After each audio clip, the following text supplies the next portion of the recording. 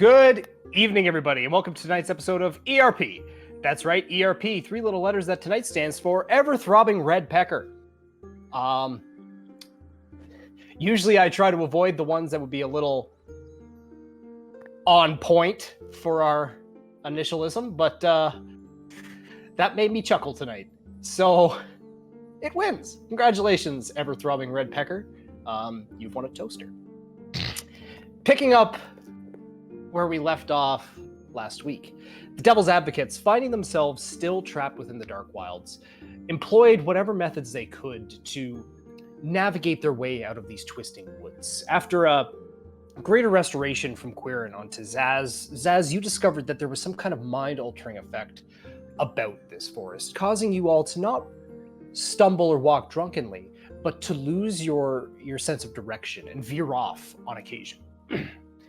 Employing the use of the summoning of dryads and your new automaton friend Earl 81, you were able to locate the direction that was indeed east, and you're able to follow that straight line by setting Earl in that direction and not having him turn.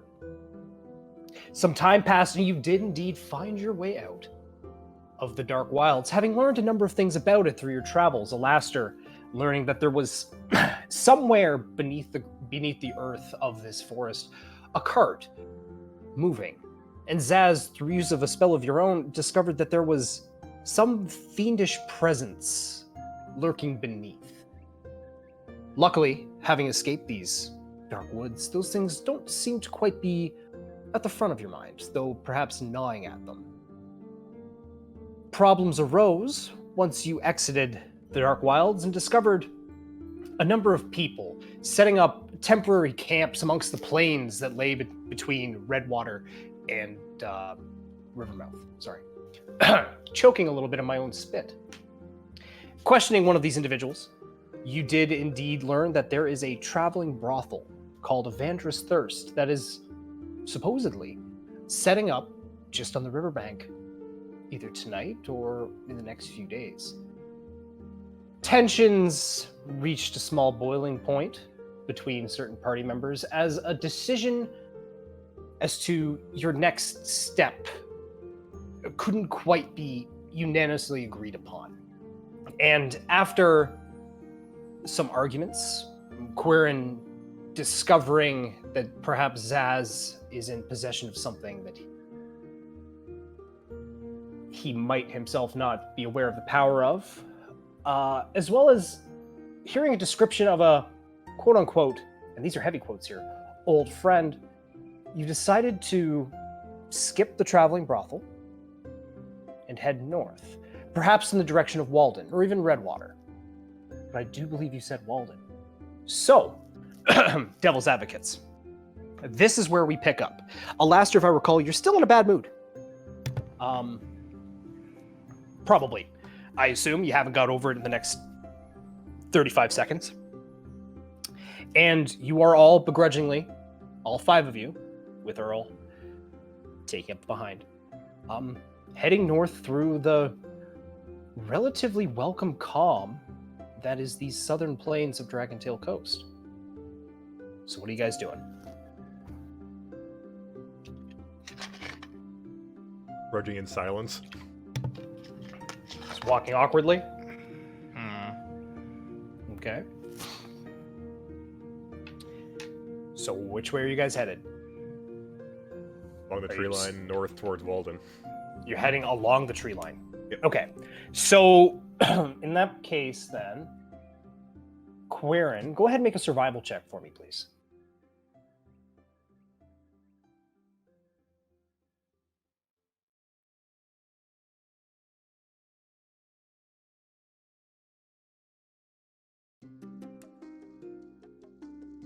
Type.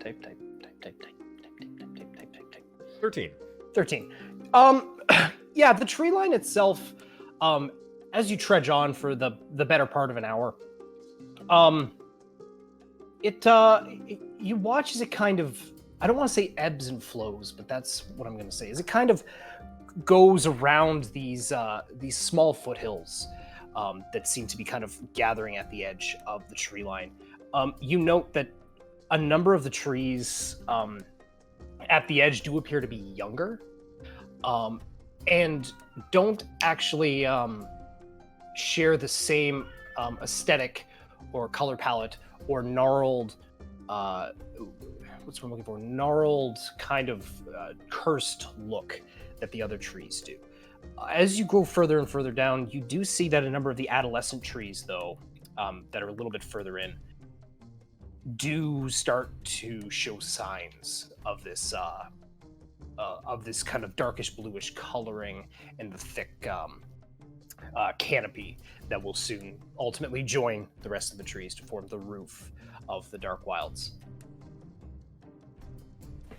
After maybe about an hour, maybe 2 hours, you notice that the off to your east, the amount of covered wagons and small camps appears to be increasing. Could I get whoever is leading the pack, whoever's in this case, I think it would be Quirin, since you made your survival check. Could I get you to make a perception check for me, please? Yep. 10. Okay. Yeah, you look around and it doesn't indeed seem to be like the amount of campers and small gatherings of people is getting denser and thicker. Many of them do appear to be recently camped. Not a lot of what's what I'm looking for? Roots being set down here. As you kind of walk past one that's probably a little closer to the tree line than he should be, kind of looks over at you guys and goes, "Huh. Hey, you guys, excuse me, as you kind of keep walking. Excuse me. Better be stopping. I don't know, Quirin, are we? Sure, why not if you're going to be pissy? You, what do you want? Just, out of curiosity, you guys aren't, you guys didn't stop, human trafficking thing in Redwater a couple weeks ago, did you? Why do you want to know? Well, just out of curiosity, you know. It's kind of looks at the four of you and then at Earl, he goes, well, with the exception of one of you, whatever he is, it's just kind of a unique look. Just wanted to, you know, say my thanks there. My family's actually from Redwater. I was actually at the market that day. We kind of saw the whole thing.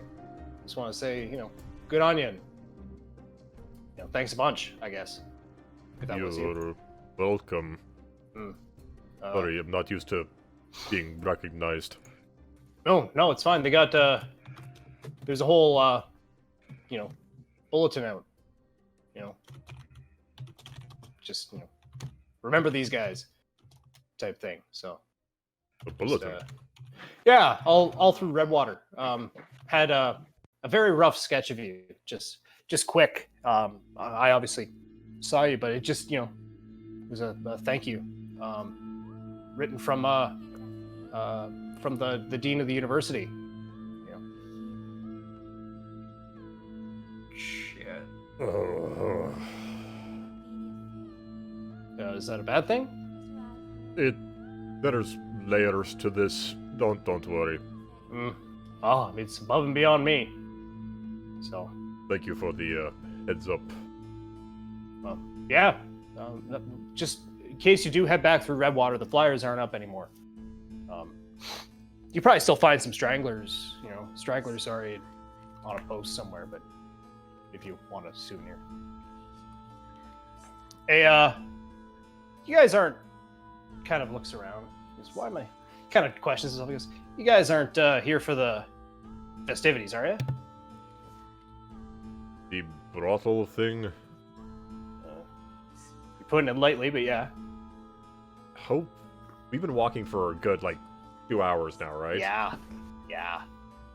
Is this like in the lineup to get there, or? No, they kind of spread the word through the nearby town and give kind of a approximate location. And he kind of looks out and he goes, so everyone's kind of trying to, I guess, cast their coin. So we just kind of settle wherever, and once they pop up, they're pretty easy to spot. So what usually goes on at these things, besides the obvious? Revelry, drinks, good time.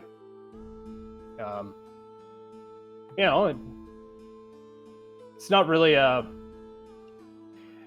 don't think many of us actually come to partake, though I'm sure actually more people do than let on. I myself am seriously considering it this time. But I think it's more of a sense of it's kind of a traveling party. Kind of, you know what I mean? Just kind of a reason for people to get together. It's kind of a spooky world, so any reason for us to, gather in large groups and celebrate, out in the wilds, and it's always good, and the entertainment's great. So, he kind of snickered. He goes, "Oh, well, I phrased that poorly. That entertainment I've heard is fantastic. Matter of fact, my cousin there told me about this pair of tiefling twins. Just, whew.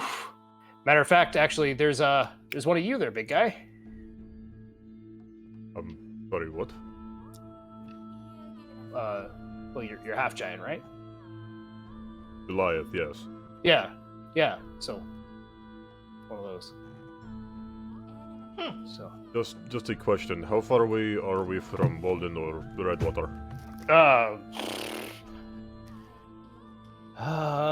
Probably, I don't know, day and a half travel, maybe 2.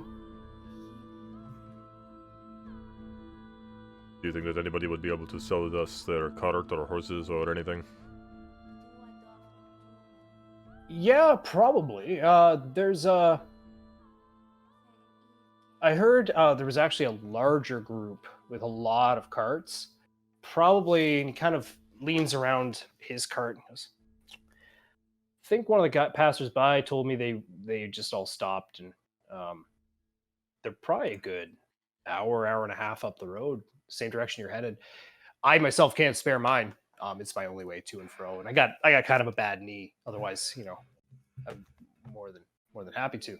But if you go and ask them, I'm sure, for the right coin, they could spare a cart. Perhaps. Thank you for all the information.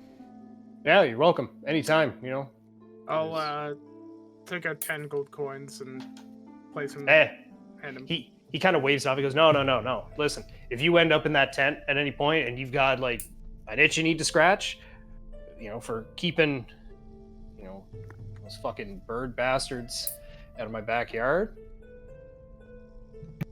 it's on me. Well,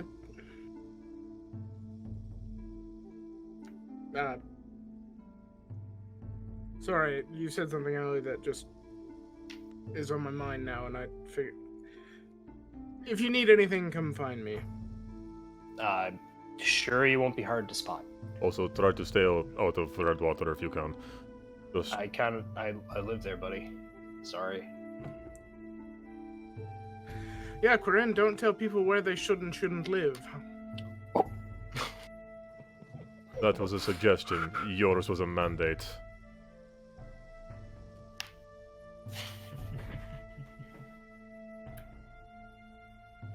Sorry. You were telling them to do it. Goodbye. I start walking. And happy trails? You hear as you kind of head off? Now, Quirin. Yes? What is our business in Walden anyway? Trying to get away from whatever commotion to all the carts and shit this is. Who here actually wants to get away from this? Raising my hand. I'll raise my hand.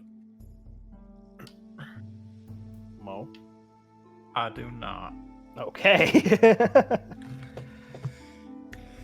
Well, let's sit down and have maybe not sit down. Let's have a bit of a meeting then between us. Let's move away from all of this then. Just All in of what? case. It was. I just gestured to the dude. All of what? It's one guy. It is important to note, Quirin, that the space between each of these carts is enough that conversations are probably not overheard. Yep. I figured they were closer. No, it's more so a case of everyone's trying to pick a spot, but everyone's still trying to keep their privacy for the most part as best they can. Well, if you really want to continue walking to the next town for the next day and a half, 2 days, we can absolutely do that. But if you'd like, we can maybe go and swindle a cart from someone. I think it's better we keep with the path that we had intended in the forest. It seems like it wouldn't be the smartest move to try to get to Walden and then turn corner here at the first chance. But if I remember correctly, we were just trying to get through the forest to Walden because that was the closest city out of the forest. It is. And from where we are now, we have either the river mouth, which we owe him a bunch of horses and gold, or Redwater, which, yeah. So why don't we get a cart from one of these people and then go past it? Because I don't think we'll be able to get a cart quietly and quickly. If we talk Have to the you- next one over, maybe, but... You were saying? I'm not looking to steal it, I'm looking to buy it from someone. Same thing. I will personally buy the cart and horses. I do not have a problem with that. That's why I was going to go and talk to the guys. Then what are we doing? Why are we here? Why are we walking away when we can just go talk to some people, sit down, have a meal, talk to some, share some stories, and then go when everything's done?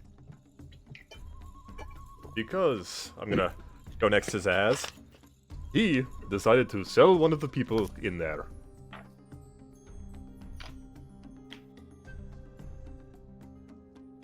To be fair, I thought it was a completed transaction, but here it comes up again. Kind of just putting my arms up, little like W shape.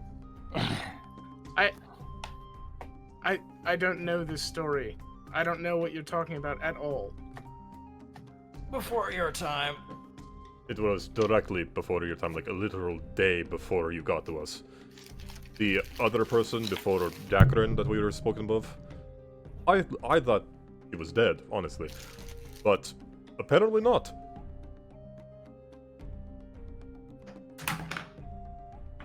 Okay, so your friend that left, there was another friend that you killed, and then now she's not dead.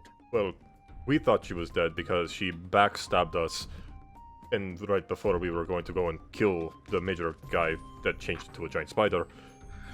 And then we found her, put her into a state where she was basically dead.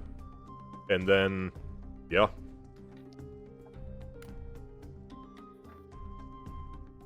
Giant spider? What was it called? A rider or it was. I have no idea. I'm not well versed DM, with have I ever heard spiders. of this before? Not a fucking chance.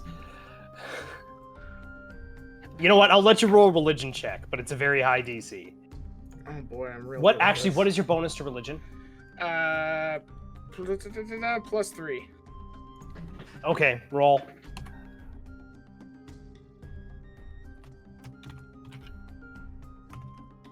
$19. Nope. You don't know. Oh. Okay, so what's the worst that can happen? Well, what were we dealing with in that town again, Mo? There were lots of things, but mostly spiders and And devils. evil stonemasons. Well, there was the one, but And Or all the actually, other there ones was looking two. for him, yes. that's how we met Philip. Yes, Philip. So yes, he was sold off, probably down to the Nine Hells. Don't know how she got back or how she got out of there. Okay, but we've dealt with devils before, right? We are with a traveling brothel that pops up anywhere. And you want to go down there, take your pants off, and have fun. If it would make you feel better, I will not take my pants off. I would suggest that for yourself, as if your pants are down and you come across a devil, they're probably going to eat your dick. I don't like the way you said that. You're not supposed to like the way he said it.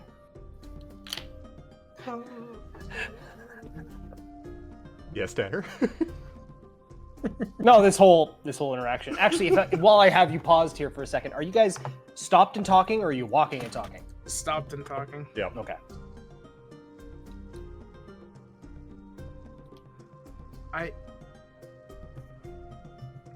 If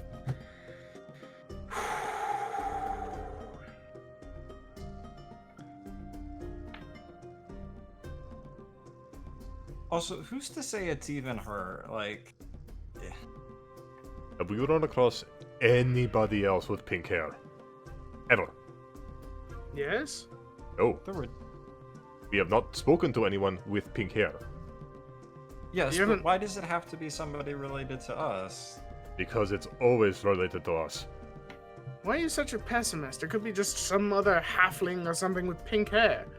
Because we just ran away from a Goliath tribe that was also tied to killing my family, apparently? Okay, well, don't you want to know about the Goliath that's in this thing? Maybe that's something of interest to you. Not in a relations way, but like information. He does have a point. You're kind of rare. What are the That's... chances? The chances that she's from my tribe... Well, that means she's probably related to me in some way. Okay, I'm more. well- I mean, the last one that we know of that came out here, Mo killed.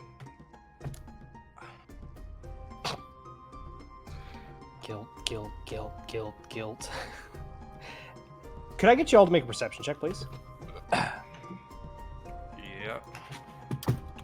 While I try and ignore the fact that I killed his uncle.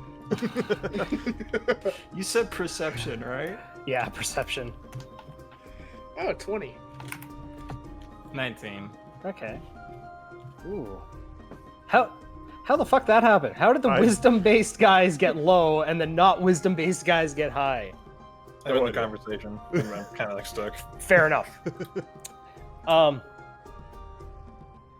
First thing to note, if you look at the real life clock, you'll note that we're on the hour, which means there's a timer going for you guys to be aware of.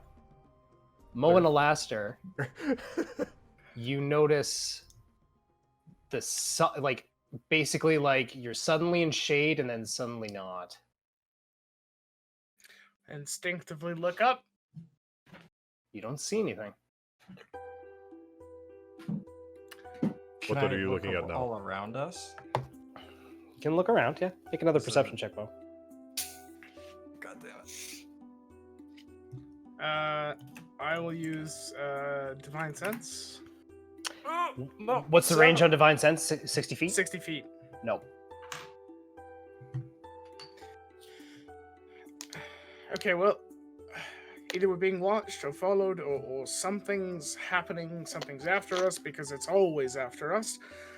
Let's either try and blend in now with the group, or keep going and find cover. As much as I want to keep going, I want to turn around and go back. I'm willing to do whatever you think is best for us as a group. Unfortunately, if they're back again, the greatest thing is to be around other people that look like they can take care of themselves. So let us head towards the larger encampment first, and then we will discuss it from there. If she is in that brothel, she wasn't a problem to take care of the first time. That's not what I'm worrying about. I'm worrying about what happened between then and now. Let Zaz deal with it. He's not wrong. Yeah, no, I don't have anything against that. he's not wrong. I just kind of went, oh shit, he's right. So I'm going to turn on my heel and start walking back the way we came. Wrong way. The big one's that way. Yeah, they're Oh. still farther north. Oh, so... Damn it. Start trudging along. All right. So you guys walk for the better part of an hour. Maybe not quite an hour. You're looking at somewhere between maybe 50 to 55 minutes. And as you reach that hour mark, you can see the encampment that they were talking about. They're not exactly trying to hide. As you just get past where the Dark Wilds tree line ends and some nice foothills begin, you notice a rocky, almost a small cliff, somewhere in the range of 15 to 20 feet high, coming up on a hill on one side. And you see that there is indeed a number of carts, somewhere between 15 to 20, a ton of them. Amongst them, if you were to hazard a guess, 20, 30, 40 people. You kind of watch as two individuals are kind of walking up the hill. One seems taller, kind of a gray color, and the other one seems shorter-ish, with very red hair. You can see how red the hair is from even this distance. As you watch as they kind of head up the hill here.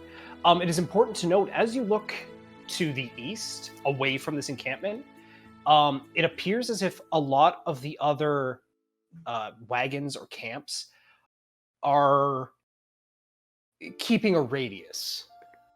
Not getting too close, but they're not distant, but not quite, as close as they possibly could be. What would you guys like to do? So, do we want to do what everybody else is doing and kind of stick to the perimeter? Well, if we're maybe being followed or watched or need to What time is hide... it? Of day is it? It's like 2 o'clock. Oh, okay. I figured it was later. Like I was saying, if we're trying to blend in, maybe it's our chance to speak with maybe a couple of the camps and see if we can just join their group.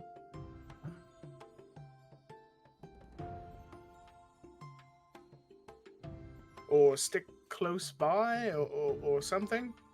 Yeah, stick close, but not too close.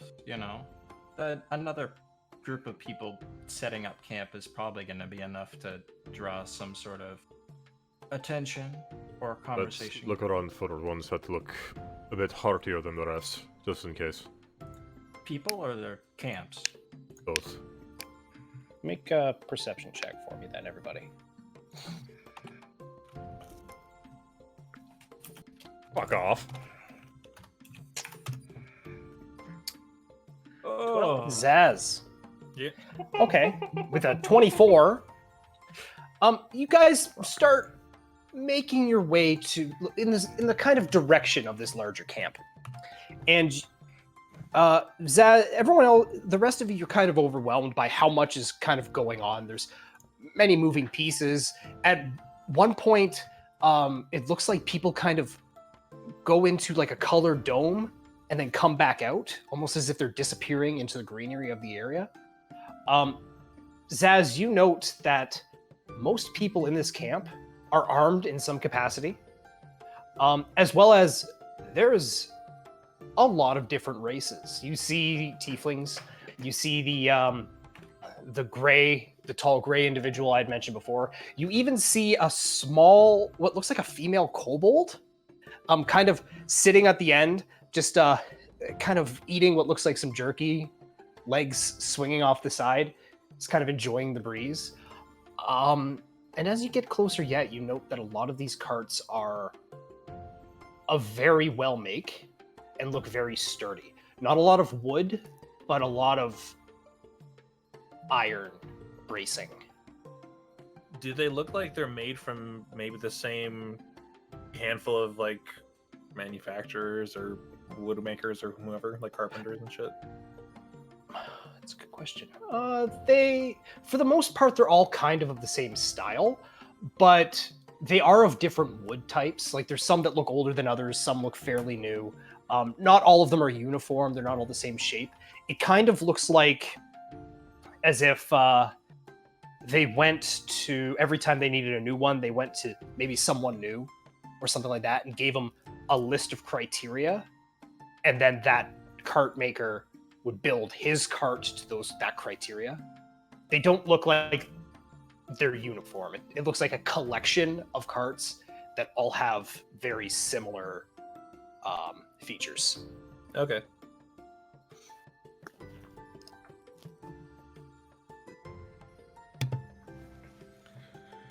Wow, this is... So, what's the plan? Do I go up and talk to them? Do we go up and talk to them? What's the deal? Go try to talk to them, just make sure that we're safe to set up around here. Alright, I will just walk headstrong into the camp. All right. Alastair, as you head into the camp, somewhere off in the distance you hear a The music just music changed. box. Yeah, I know.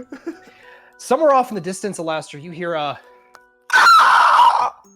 As suddenly, as if just raining down from the heavens on top of one of the covered carts in the camp, just a massive 25-foot wingspan stone bird just as it digs both of its talons into the cart, kind of flaps its wings, the giant purple eye in its face, kind of looking at the camp and then looking towards your group and then looking at the camp and towards the group. And as you kind of take a step back, Alastair, behind you, you hear another and just a as you kind of turn and you see another massive stone bird, 25 feet wingspan.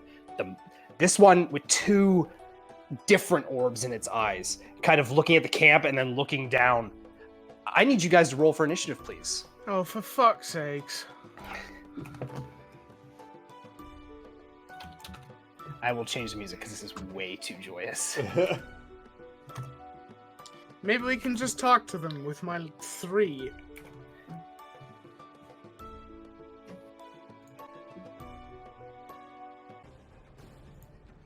Okay, so... Jesus, guys. Let me actually get you on the correct map.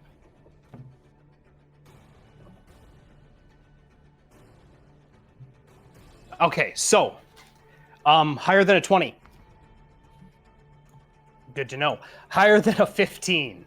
19. 19 for Mo. Pen, work for me. Thank you. Is that the only person higher than 15? Yep. Okay. That's not good. Higher than a 10. 8 with 11. 11 for Quirin. Higher than a 5? I have 10. You're 10 on the nose. Yeah. And Alastair, what did you get? 3. 3. Big 3. All right, I got some rolls here to do. Okay. And that's a different number. Okay, that's interesting. So, can we all see the map? Yeah, Still I've loading. got one. Still loading. It is a bit of a bigger map, so this will take a second.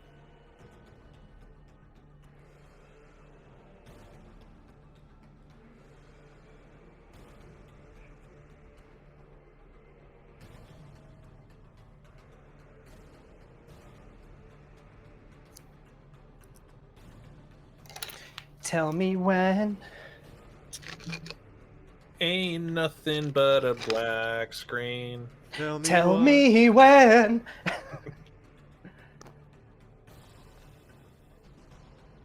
The joys of internet playing, everybody. The joys of internet playing. This is a good time to remind people that through all of September, if you subscribe to us, you'll be entered into a giveaway for a copy of the new source book. Be in the bottom left-hand corner, guys. Oh, great. Rime of the Frost Maiden. Icewind Dale. Icewind Dale, Rime of the Frost Maiden. That's it. That's right, Corey. If you subscribe now to RPGs with ERP, you have a chance to win. Oh my Just god. click that subscribe button. Bottom left-hand corner.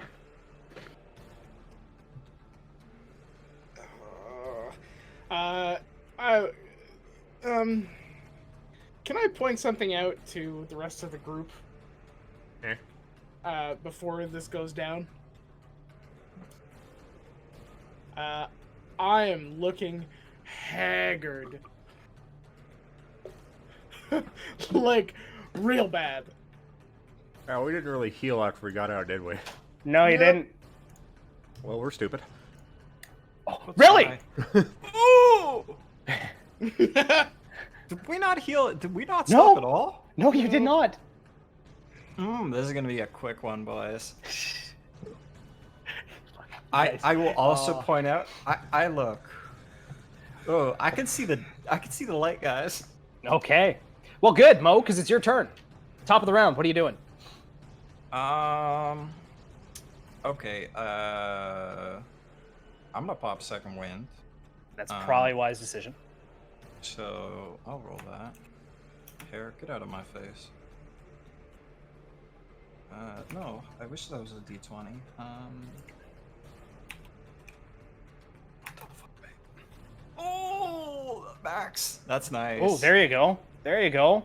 Nice 18 hit points back to you, Mo. So you kind of just hold on for a second. You take a deep breath, and you just find one of your wounds, and you just kind of force it closed. And just, man, literally two just badass to die. What else you got? Because second wind is a bonus action, if I recall, correct? Yeah. Or and then yeah, it should be a bonus action. yeah, it's a bonus. Yeah, bonus action. All right. And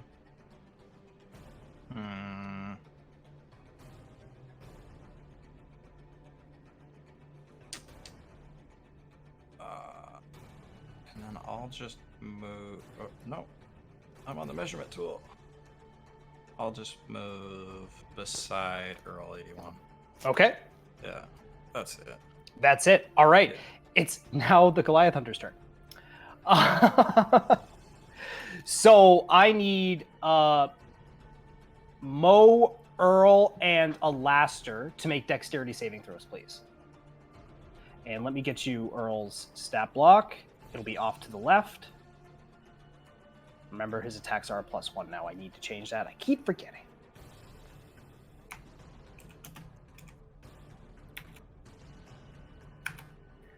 Oh, man.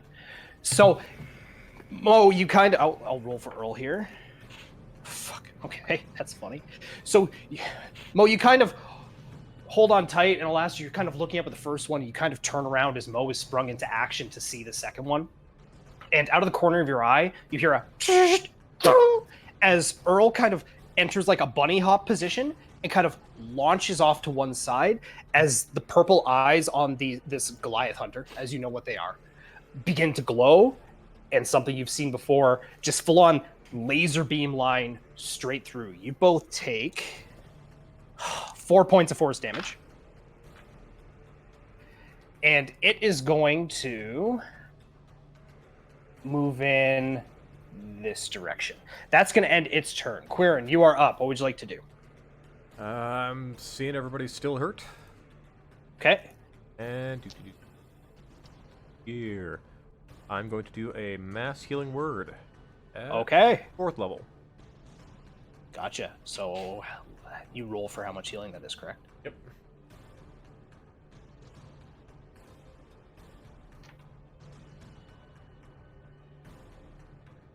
$16 points to everybody.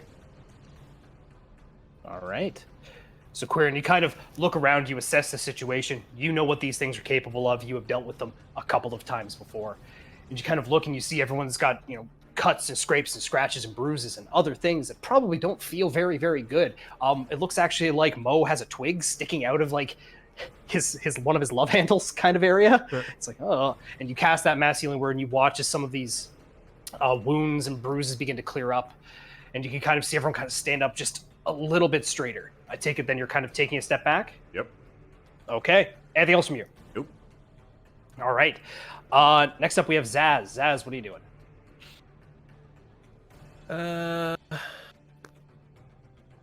Gonna go to about there.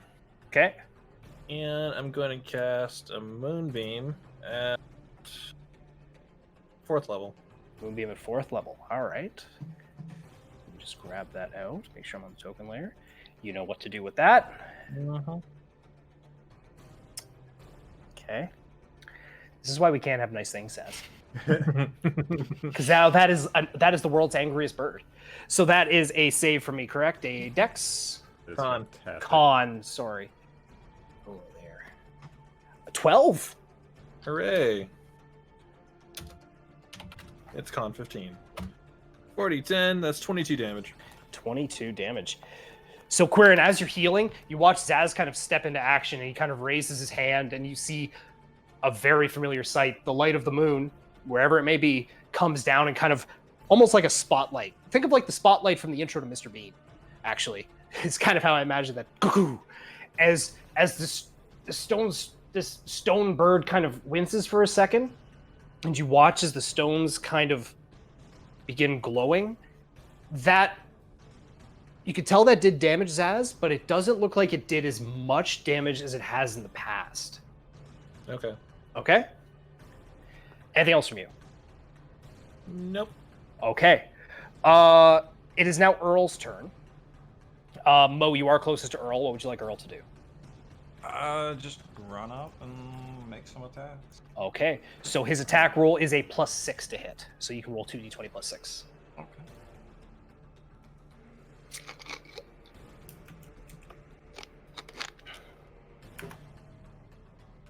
Ooh, 21 and a 12.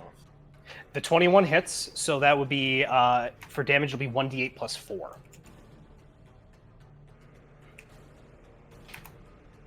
10. 10. Damn, Earl, putting in work. Yeah, so you watch as Earl's arm does a similar Swiss Army knife thing you've seen before, where the hand folds back and the blade folds out. And he takes the first swipe and catches just in between two rocks. You kind of see sparks fly as this metal meets what you can assume is a probably very hard stone.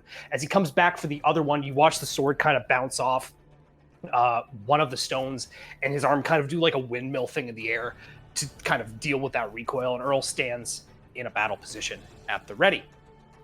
All right, does that end Earl's turn? Yeah. Okay.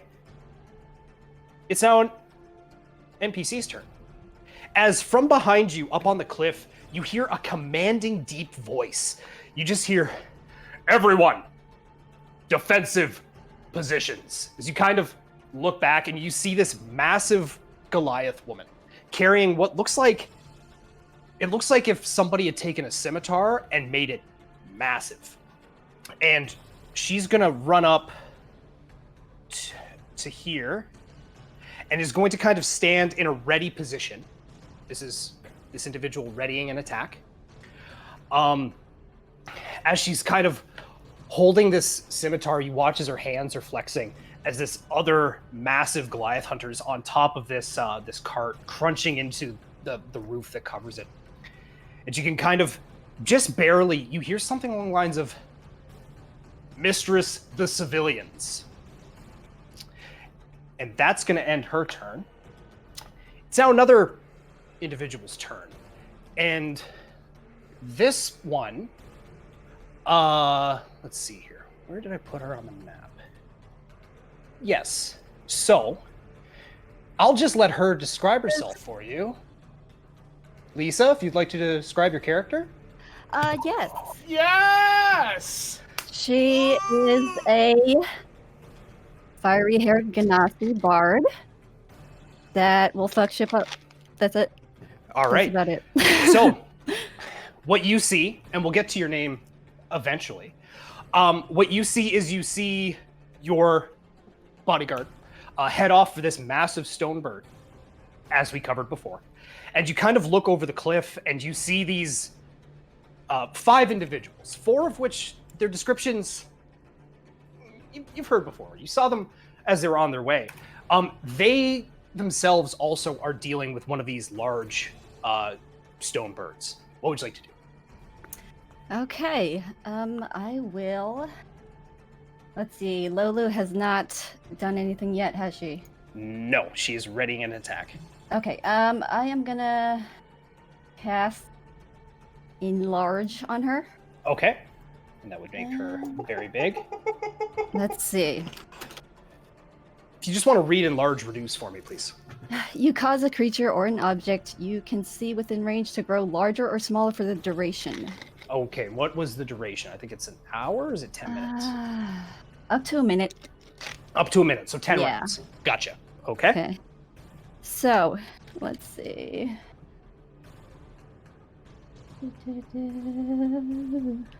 And that would give her strength and whatnot. I will bring up Enlarge Reduce myself. Yes.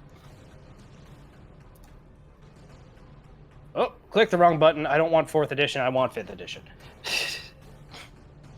There we go. So, let's see. Okay, I see here. So it will be doubles in all dimensions. Weight is multiplied by 8. Yep, if there isn't a room, yep, target, yeah. Advantage on strength checks, strength saving throws. The weapon also grows to match its new size. While these weapons are enlarged, the target's attack deal a d4 extra damage. Gotcha. So yeah, you watch. This is something you've done before, obviously, and you watch Lolu grow absolutely massive, and this huge greatsword scimitar hybrid grow in size as well, as Lolu just kind of stands at the ready. I believe that's your action. Yes. You have a bonus action and movement if you'd like. I am going to. Let's see. How much movement? 30 feet. That's something I don't. 30 feet, okay. Let's see. There. I'll just move there, and that's it. Okay. All right. Perfect. Alastair, you're up. What would you like to do? I am going to look at the Goliath hunter closest to us. I'm going to turn around and look at the other Goliath, and then I'm going to use my action to pump 40 hit points from Lay on Hands into myself. Gotcha. Oh, god damn it. Then I am going to, as a bonus action, cast.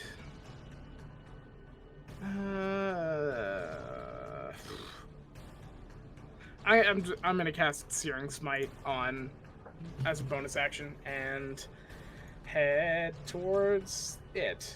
Gotcha. Okay. Anything else? No, that's it. All right.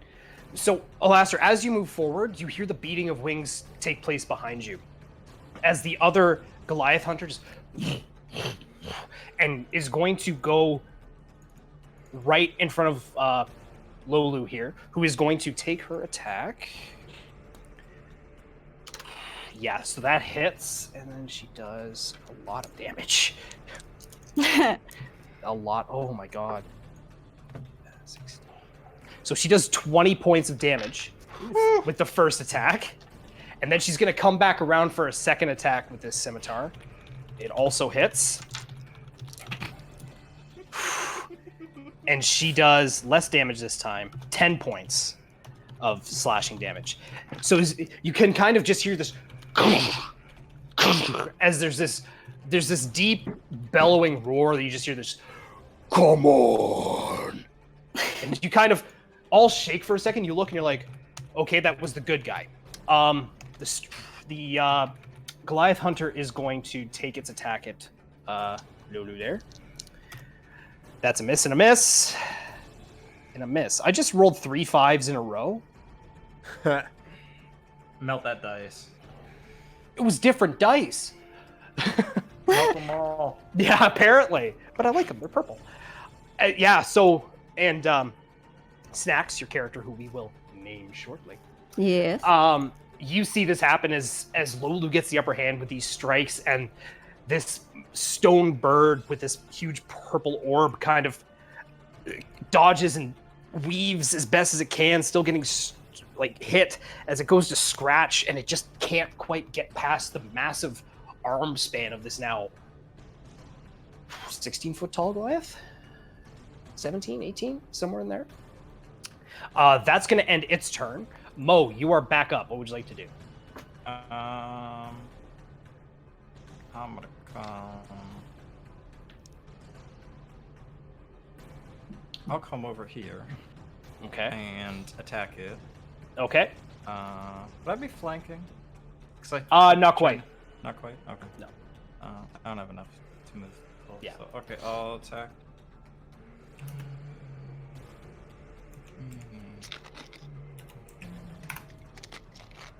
Oh! Nat 20, 14, and a fail for a 10. Nat 1. Okay, so you got a nat 20 and a nat 1 and a 5. So the nat 20 hits. Yeah. Okay. So go ahead and roll your damage.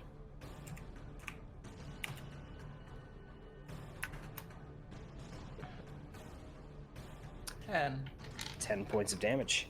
So, Mo, you take the first swing and it lands, and you watch a chunk of rock kind of fall off of this thing and just kind of crumble into gravel. And as you go to take the second swing, it kind of bounces off a rock, and you go back for the third swing with your main hand. But having so much momentum in your other side, you kind of fall yourself slipping, and you are now prone on the nat 1. rough. Alright. Okay. Is now the Goliath Hunter's turn. If I could get all of you to make con saving throws, please.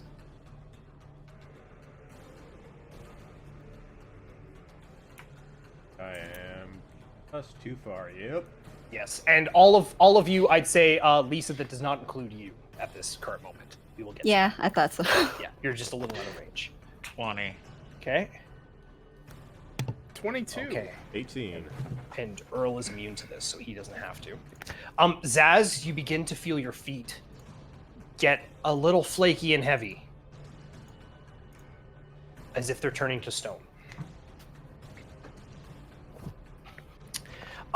It is going to turn around and take its multi-attack against you, Mo. Alright. So, it's 2 talon attacks. One is a 24. The other one's a 14. Okay. So one. So the talons are 22, 24 slashing damage. And the beak, as it comes down to peck you, is a 14. So that doesn't hit. It doesn't hit. So you get one big swipe across the back as you're kind of laying on your stomach. And just so you're aware, I did roll those with advantage. Yeah, I'm not rolling too good tonight. Be thankful. And you just kind of feel your flesh begin to flay and the blood kind of begin to pool underneath your armor. That's going to end its turn. Quirin, you are up. What would you like to do? Big woman. Big sword. Gonna shake my head a little bit and what was I? What was? Oh, fighting. Yes. Get a little closer and hit it with the sacred flame. Okay. That would be a Dex 18. Natural 20. Yeah, all right then. That is my turn. Okay. Just as a note, Quirin, when you said big woman, and then I'll ask you, you're like, big sword, all I thought in my mind was big bird. Just as a note. Okay, Zaz, you are up. What would you like to do? I am going to cast Erupting Earth. Okay.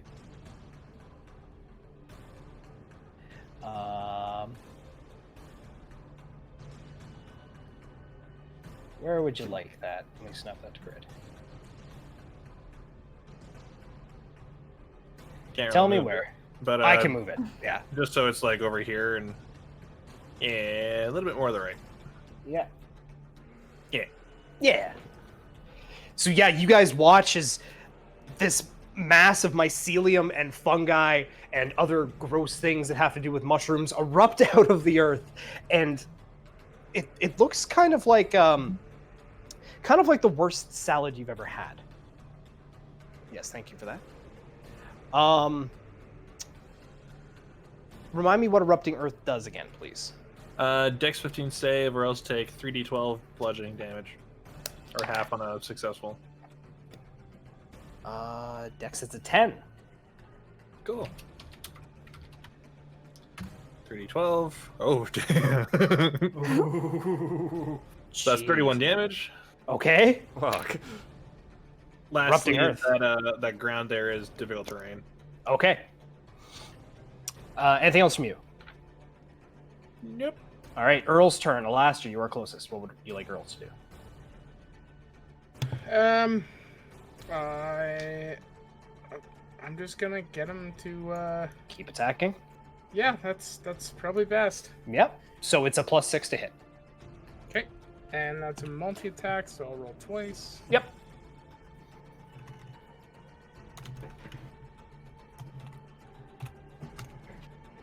So a lowest is 16. 16 and a 23. So you watch as he takes the first strike, and it goes through between the stones, and he kind of reaches back for almost like a stab, and you watch as the sword just barely slides between the two stones, as 16 is their armor class. Okay. And then the first strike is at 23. Yes. Okay. Yeah. Sorry. So you watch the first one hit, and then the second one just barely makes it through the stones. Okay, gotcha. I understand now. And it'd be DA +4. Yes. Per, right? Yes.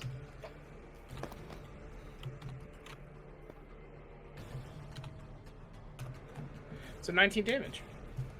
All right. Let me just do some quick math here. Just as a note, with that last strike, you watch as the Goliath Hunter kind of buckles on its feet, and it's actually, you note that there's a lot of stone and rubble surrounding it now. It looks a little worse for the wear. Excuse me. I believe that's it for Earl. Yes. Cool. It's Lolu's turn. I'm just moving past it. She is going to take her 2 strikes at this other Goliath Hunter. Yes and a no. So the first one hits. She does damage. Yeah, 12 points. You watch as she kind of takes a first swing and goes a little wide as this Goliath Hunter kind of pulls back a little bit, and Lolu repositions and swings back and catches it right across its breast. And you watch this kind of gravel and stones splinter everywhere. At this point, Snax' character, you see a lot of your companions are slowly moving back, but they're still cautiously keeping their hands on their weapons. None of them are running. Okay. But they're being cautious. That's going to end Lolu's turn. Snax, it is your turn. Again. Okay. I'm gonna look up at her. Are you all right? I'll be fine. Okay. So I'm gonna cast Cloud of Daggers at 4th level. Oh, all right. Read me Cloud of Daggers if you don't mind. You're gonna have to help me with Yeah, that's fine. You fill the air with spinning daggers in a cube 5 feet on each side, centered on a point you choose within range. Creature takes 44 slashing damage when it enters the spell's area for the first time. Oh shit. Or That's starts fine. its turn there. Okay. Yes.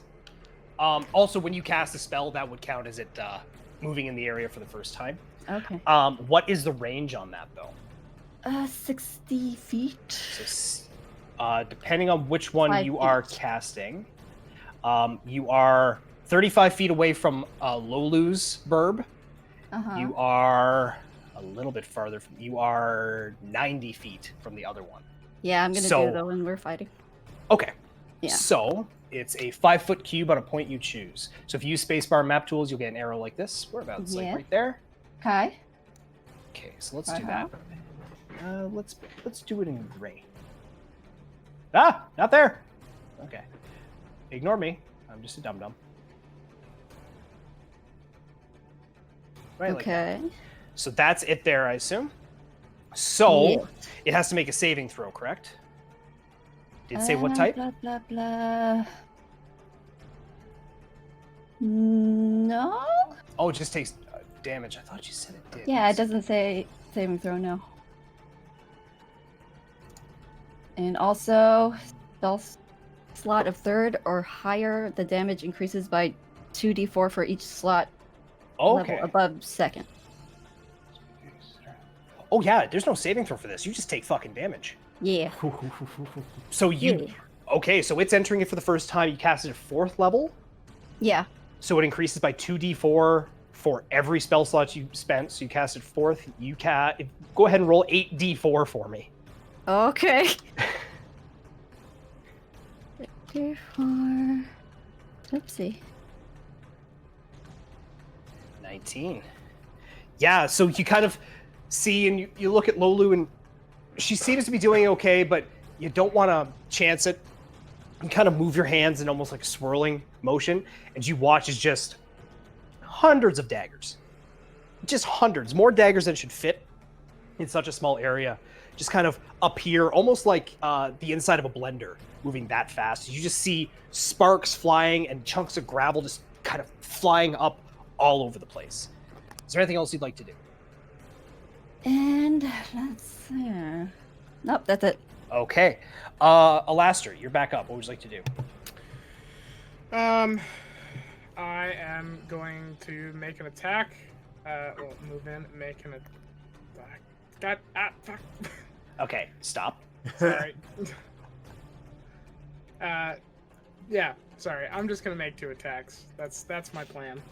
All right. I'm gonna hit things with the sword. That's the big plan there. Okay, so I don't want to be in the. you're not interrupting Earth, no. Okay, good. Oh shit. Okay, so a 23 and a 21. Yep, both of those hit. Okay, so. Gotcha.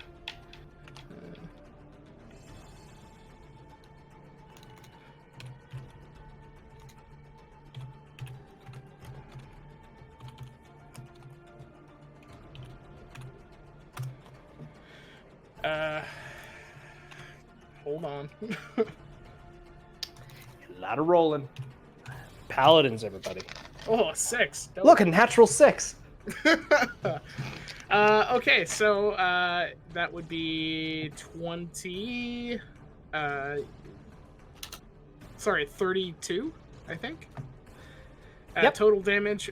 3 of that damage is fire damage, but with my feet, there's no resistances to it, and it also has to make I believe it has to make a save of some kind.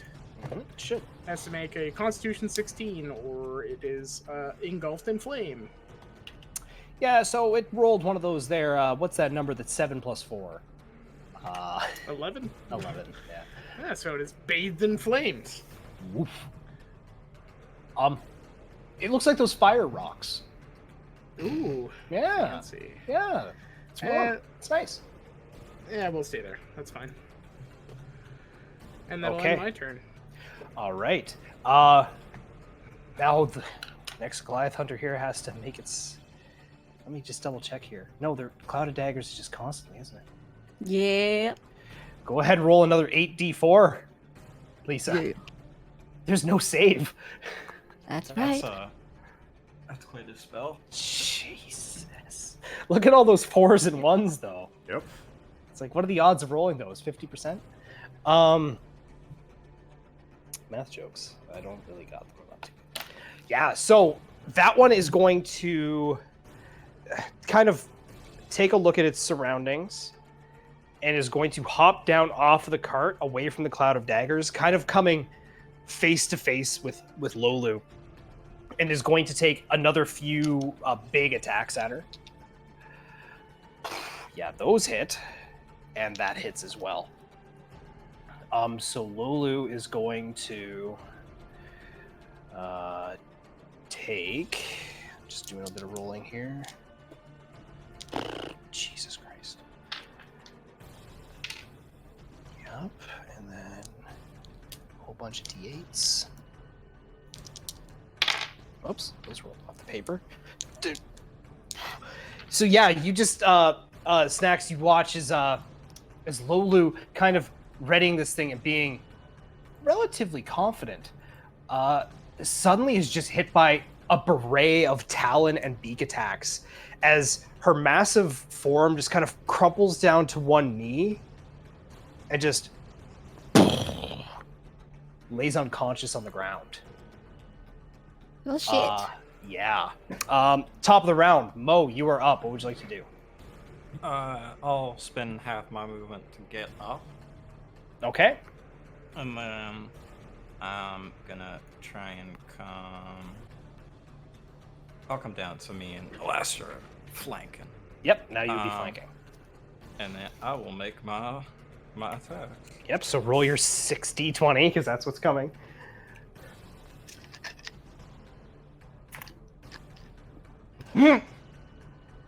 Two nat Motherfucker! 2 nat 20s at 23. God damn. Scott, what is your plus for damage? 5. So that'd be 15 for the 3 attacks. Okay. Roll your damage just out of pure curiosity. Okay. Jeez. Actually, Damn, that is brutal. Brutal.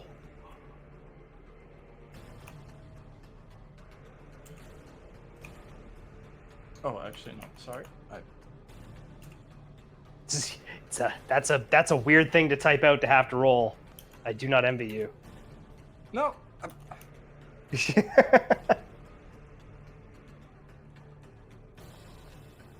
we go. 41. 41, yeah. So with getting back up and seeing that it's kind of losing a lot of its mass at its legs, you just hack into the exposed parts of it. This kind of almost purplish magic that seems to be lying underneath. And you just hack as best you can, finding that you are indeed connecting with whatever this energy is. And at a certain point, you hack through it, and you kind of almost hear like a shattering sound as there's a and just crumbles down into rubble. All right, Mo, does that end your turn? That'd be it, yeah. All right, Quirin, you are up. What would you like to do? That is dead, that is dead, that is being pounded on by... Yes. Going over here. Did I just hear something harden and hit the inside of your armor, Quirin? Bing. Triangle sound. So I'm gonna do that, and then dash for my movement, and call it good. Okay, you horny son of a bitch. And I can only say that because I play your mother. Zaz, you are up. What would you like to do? That explains the beard joke.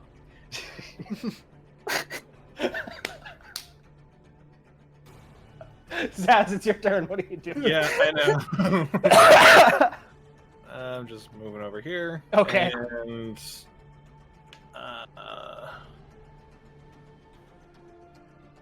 that's it. Oh, Okay. wait. Not gonna have done it anyway, sorry. God. Okay, no, that's fine. always time for a redo. It's Earl's turn. I assume Earl is going to haul ass towards the other ones, as he would be commanded. Lolu is going to have to make a death saving throw. She succeeds with a 12. She's holding on. Snacks, it's your character's turn. Shit. Okay, I'm gonna cast Hold Monster. Okay. 5th level. And that is a save from me, correct?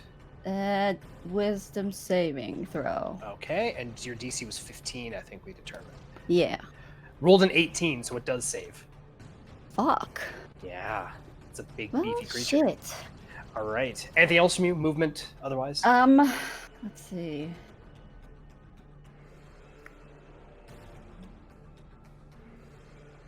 Now, would I know if there's anything those fucking birds are afraid of at all? No, actually. No?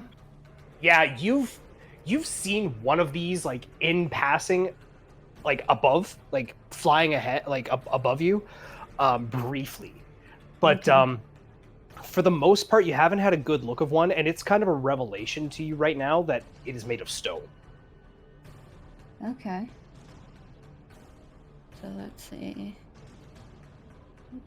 Oh, I'm sorry. I did not click cast on that. Oh, that's fine.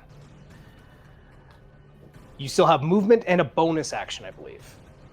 Movement and bonus. Okay. Kitty, stop. Okay. Alastair, you are on deck. Okay, well,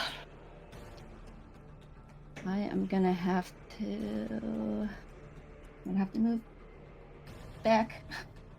Okay, and just so you're aware, with where you're walking, you're Uh-huh. right on the edge of about a 15-foot cliff drop.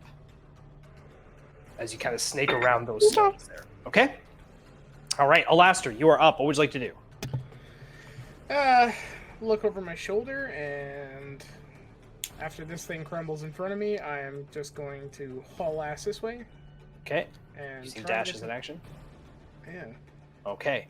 Um, So Snacks' character, what you see is this guy in golden armor just jogging, and you guys are kind of now about 15 feet apart. You look down, you can see him, and he looks up, and you're not wearing a skirt, are you?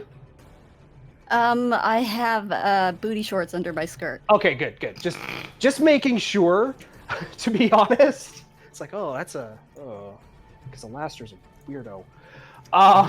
You kind of look up and you If can she- see. If she wasn't, do I get some sort of bardic inspiration? Not a or- chance. Matter of fact, I would be taking dice away from you for being a pervert. Matter of fact, you just lose Dungeons and Dragons. That's how that works. That's how you lose. But regardless, there's an individual above you that looks relatively powerful, actually, and seems to be holding her own. Anything else from you, Alastair? No, I'm probably going to spend my next turn trying to climb up this thing, so that's Okay. as far as I can get. It's now the Goliath Hunter's turn. The Goliath Hunter is going to look down and kind of nudge the body of the Goliath at its feet. And then you watch as it almost sits up straight, almost as if a video game character is suddenly T-posed, but almost goes into a neutral position as the eye kind of swirls a white, kind of almost pinkish energy inside, and it goes back into a kind of a flight position, and it quickly looks behind it, and it flaps its wings and starts flying the other way. As it does so, Snacks, you see one tiefling leaning up next to a Leoman's tiny hut, having a cigarette next to two very tired guards. And you see a second tiefling, a twin, crawl out of the hut as the Goliath Hunter comes down and grabs one in each claw Oh, what the fuck? and takes off. And that's where we're going to take a break. Oh no! So, We'll be back in 10 to 15 minutes. Hi, Snacks. Hello. Welcome to the fucking party. Hi. It's been a while. We've Hi, been trying to everybody. get you into this for a while, haven't we? I know, you guys take forever. I know. Literally a year, guys. A There's been literal so many hints. year. So many hints. A literal year. To the point where I had to say, who the hell plays a Ganassi bard? If Snacks played, she'd be a bard. Oh, hey guys, I'm gonna run a friend of mine through a game of D&D. I'm gonna set up let's get back into it. Yes, so Devil's Advocates +1. Snacks, you watch as let me just look up their names here because it did give me quite the names. Inahiri and Inalivia are carried off by this massive stone bird. I thought you And- said one of them was carried No. off. They're both taken, What the fuck? as they were both right there. As they're being carried off, you kind of look at one of the guards kind of sits up, barely goes, no, bring him back. Oh, no, I'm done. Kind of passes out. Lolu is out on the ground. She's going to make a death save. She succeeds. She looks like she's going to pull through, but she is unconscious. What are you guys doing? I'll Are run we up out of- to where the other ones are. Are we out of initiative? You are, yes. I'm Oh. gonna climb this cliff face. Healing. Okay. You're healing? Yeah. All right. I'm gonna head back up here. All right. Can we So- see which way? Do we know which direction the stone bird went? Looks like it's actually heading over some of these foothills towards the mountains.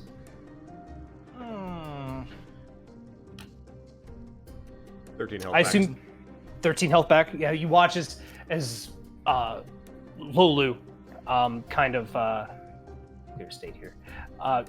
As you heal her, kind of wakes up and shrinking be a very, in quotation marks here, as this is a Goliath woman. Shrinks back down to regular size and kind of sits up, and just so you guys are aware, enlarge, reduce. When it ends, gives them a point of exhaustion. She kind of she looks around, and Snacks looks at you and goes, "Did we win?" No. Inahiri and Inalivia are gone. I am quite pissed. We need to find them. Oh, that bird's going to the mountains. That's Who the fuck are you? We just got out of the mountains, though. Yeah, no, I'm not going back there. That's Hello. Yes. Hi. Uh, Who are you? well, these lads and myself, we're part of a group known as the Devil's Advocates. All my name is right. Alasta, and you are? Okay. I was going to say, my name is Iflin. Can you help me? Because I need those two. They are prize-winning fuckers. Oh. that was out of character. Hold on. Earl, come Yes. around here, please. You just hear as Earl kind of like almost like a spider climbs up this cliff. And just Oh, that is Yes. creepy.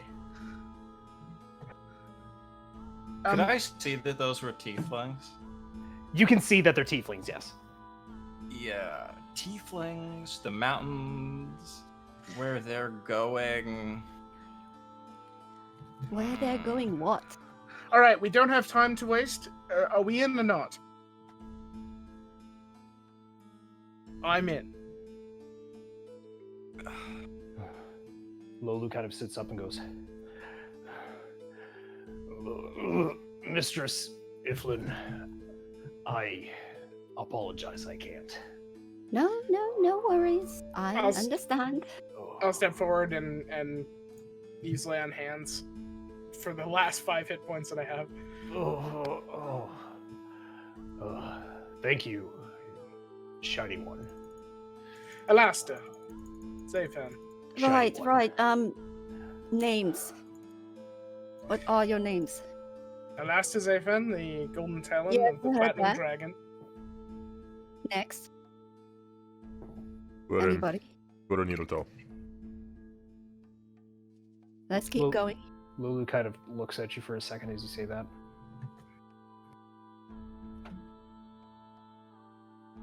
What? Nothing. Okay. Nothing. Ugh. All right. Who else has a name? Mo Milner. Okay. Wonderful. Next. Zaz. Zayas. I like that. Hmm. Okay. So, I'm sure you have much to do, but I am in a hurry. I do need those two back. Besides being wonderful people, amazing friends, they last the longest, and I need them. Very So what straight. say you? What say very you? s- Maybe you don't grasp this. Maybe your Goliath Maybe friend you does. don't grasp this. I don't care. Those are You can help me. tieflings going to the mountains. What? They- What they've- mountains? What? If they're not dead already, they will be soon. That's more I the reason lost that we one should friend go. up there already. Why? I'm not going to repeat this. Well, that And I'll sit means, down.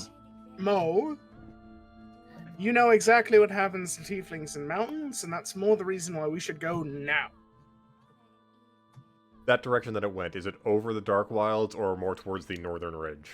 It actually looks like a straight line, just from where you are now to the mountains. It's not going over the Dark Wilds.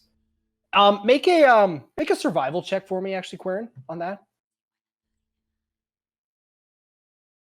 Just out of curiosity. 18.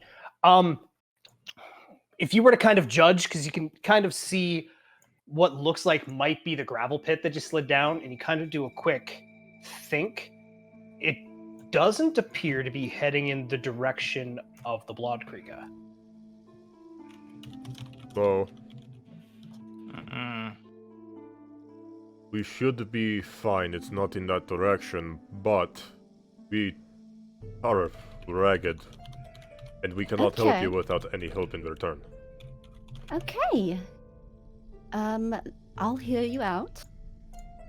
Quickly. I said quickly. Quickly? Perhaps? Hello? Yeah, I'm already regretting this. Yes, let's go. Are all of these people on your wards or under your control, or how does this work? Are they all prostitutes? No. How dare you? Yes. They are. Yeah, actually, at this point, you all kind of hear a loud, like, and you Somebody kind of chewing something? you all kind of turn to the side, and if you don't even bother turning, you know who this is. As you look, and there's about like a maybe 2.5, 3 foot tall kobold just there eating jerky. Hello. Chew with your mouth closed, Daffodil. Oh, I'm sorry. Lisa's killing me. I'm sorry. Well, shall we make haste?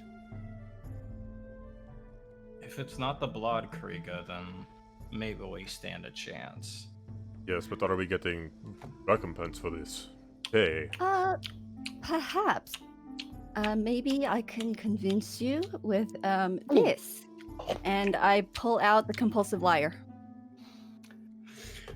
I've seen that before. What That- the We sold that to that fucking goblin. What's her name? Deep Knife or something. Samora Deep Blade. God damn that That was fucking it. goblin. I have a question. Yes. Can I hold it, play it for a moment? do not let him play it. I promise I won't use it on you or anyone. I want to feel it one more time. Zaz, you feel a little tug at your pant, And you look, and there's this tiny kobold pointing to her throat. Oh shit! Can you make a medicine check for me, please? Sure. Okay. 22. You quickly kind of go, oh shit, you just like kick her in the stomach. And there's just like a and you just kind of get a piece of jerky on your knee. She goes, ow. Sorry about that. If you come by later, first one's free for you, big boy. Just kind of waddles off. Chew your food. Sorry. That was effective, but the technique could use a little bit of working. Thanks. I had no idea what I was doing. Back to the lyre. All right. No, you're not touching it. What about after? No. What do you mean no? No. I know what it does. I'm not going to use it on you. You can trust N-O? me. Perhaps. 9. Look, we'll do it for that. Let's just get moving. Wonderful. Maybe I can help you afterwards if you do the thing. There's Shall lots we of go? things that we could do. Yes. This one, saving my friends / hookers. All right. Let's be on the move. And I don't take my eyes off of that lyre. Okay. As you begin kind of walking through the camp, Quirin, as you go to walk by Lolu, she kind of reaches up and grabs you by the scruff of your neck and pulls you down face to face with her. Like, Ding. Who rang a bell? anything happens to her, and I'll crush you. You bring her Ugh. back safely, and I might crush you. Safe. You good. Thank Nice. you, Lulu. As she goes to push you away, she goes, "Nice keep, chieftain." Kind of pushes you back. Just complete shell shock. Oh, do you guys need potions, rest, something? Absolutely rest. Okay. Rest. Because I'm almost tapped. You guys kind of walk through, and Iflin, you see it next. You see Daffodil kind of like Uh-huh. trying to hide behind one of the carts, and she's unscrewing what looks like a tiny mason jar. She takes it off, and she takes the jerky. She dips it into what looks like a sticky. Stop! Just a little taste, No! please. Only for working, I said. No. But it's so good. I know it is, but you can't waste it. It's not wasting it. Are It's you making sure? me maybe wasting it. It's good. It is, but money is better, huh?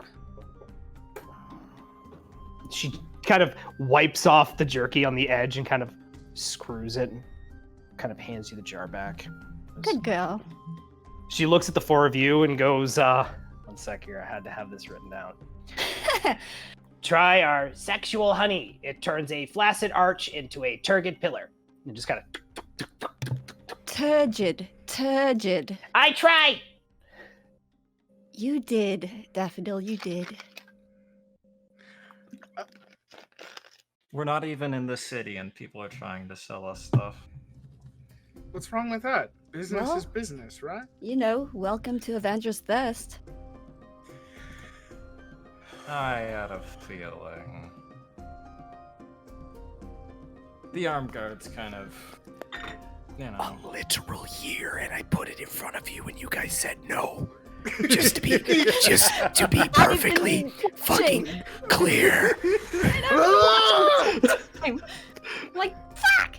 Now my hatred. Just to be clear. Tuck it. Better bring her back alive then.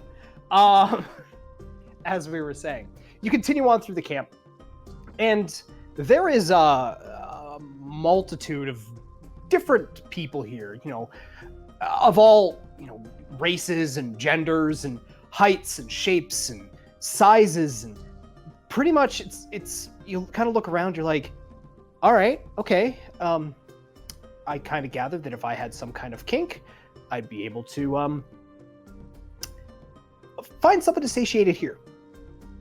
And they're all kind of looking at you on occasion. One particular, just looking at my my notes here. One particular dwarven male is kind of leaning up, and he's smoking a very thin cigarette, like a slim. Kind of breathes out and goes, "Aren't you a shiny one?" Looking at you, Alastair. Thank you. I try and polish it every day. Oh, Nice. anything else you want to polish every day? I try and polish my sword every day. Oh, you have a big sword? I mean, it's quite. Is I it think it's quite mid-sized? large. I have Is it seen more like a larger, but dagger? I've seen larger than this. But I mean, it works well It's for a me. dagger, isn't it? Hell, not prying, but if you need to turn a dagger into a Zweihander, I suggest the sexual honey turns a flaccid arch into Don't even try. Come on. turgid. Daffodil already sold it. Oh, Don't worry. They know. all So- right. So not only is it some sort of like ego boost, it can it has alchemic properties where you put it on a sword and it gets bigger. It does many things. It turns like they said, a flaccid arch into a turgid pillar, Turgid. or a regular vagina into a better vagina. Why are we talking about vaginas when we were talking about swords a minute ago? Alastair. Wrong type of sword. Why are we talking about swords? What's That's what happening? I'm talking about. I mean, I love and your Forget it. Lovely. Forget it. your lovely friend there. She's got an excellent sword. I would love to see that. Who doesn't have a? You're- She's an idiot. Right. Oh, I'm not. He is. But you're Well, we're the cute. ones. You're the ones talking about. I mean, thank you, but you're the ones talking about swords. I don't know what all No, this vagina and. honey, come here, come closer, come here. I'll take a step closer and He goes- bend down. You bend down. He whispers in your ear, a multitude of very dirty things. I'm not going to repeat them on stream because my God, things that you didn't even know were potentially possible. I have a list. Please don't. We will cover that later. Alastair is going to listen to the entire repertoire. Okay. And he is going to get the smallest of smirk and straighten up and have like a. You're gonna Okay, try and mention play it some. off like it's normal. Okay. He goes, all right. So, once you're done with Mistress Iflin here, you know where to find me. Or just blows smoke in your direction. Right. So about those tiefling, what's the deal? We going now? We're resting. What's I happening? thought you said you were resting before you went, so you don't die. We And you're keep useless. Getting distracted by your Oh, sorry. They are good workers. A small rest would be better. That Okay. way if this trail is fresh. Sorry. Ugh. Focus. Ugh.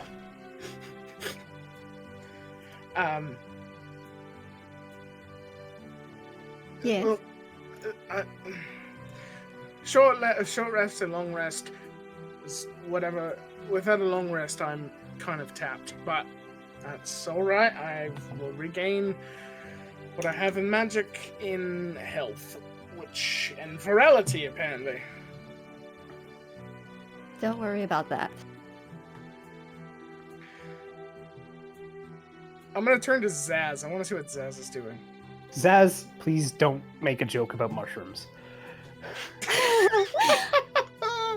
Or do. I don't give a shit. ERP, baby. ERP. Zaz is just kind of looking about. He's not really interested. Okay, I just wanted to keep tabs on, kind of see what he was up to. Right. Campfire. Where? I'm just going to go over here. I'll just go face the fire.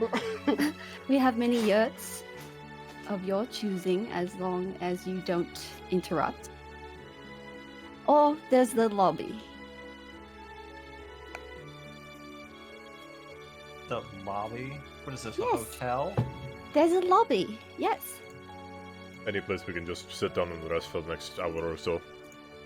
Lobby it is. All right. So at this point, you kind of get through all of the carts, and you realize that there is a metric fuck ton of yurts just kind of set up for whatever reason. And some of them are just kind of being erected now. I did use that word intentionally. I'm not chuckling to myself like a 12-year-old. I swear. Erected. But Iflin leads you into the largest central one. Iflin, what does it look like inside? Well, it's got a kind of Moroccan feel to it, or whatever that would be for D&D. Yep, no, use Moroccan for descriptions, yeah, for sure. Many pillows, no actual hard seating. There's bookshelves filled with erotica, if you'd like to partake. And there is one desk with a sort of receptionist, I guess? Okay. Yeah. As you kind of walk in, the receptionist, a human female, she kind of stands up and goes, "Oh, Lady Iflin, I wasn't sure that we were taking guests over." No orgy. Okay. They're just resting. Before the orgy. Understood. Okay. Sure. If I may speak freely in front of your guests. Depends. It's in regards to you and Lolu heading off to the riverside. Right. Okay. Did you, by any chance, Up, locate? up. Yes. Let's do that aside, shall we? Okay. Iflin and this human female go off to the side and they have a very quick conversation. I'm sure, Lisa, you and I know more or less what is covered. Yes. And she kind of comes back and goes, "All right, very well." And you watch, the rest of you watch as she comes and she kind of looks at what looks like kind of like a large graph in front of her, like a spreadsheet almost. She kind of goes down one side and almost to the bottom, she goes, and she scratches across the bottom. Goes, "All right, I will leave you be. I do apologize." And she kind of walks by and kind of takes a step back and looks at Zaz and goes, "You smell like the earth. I like that," and keeps walking.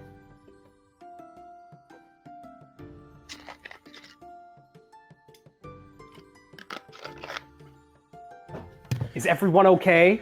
I'm just going to find a comfy pile of pillows and flop down into it.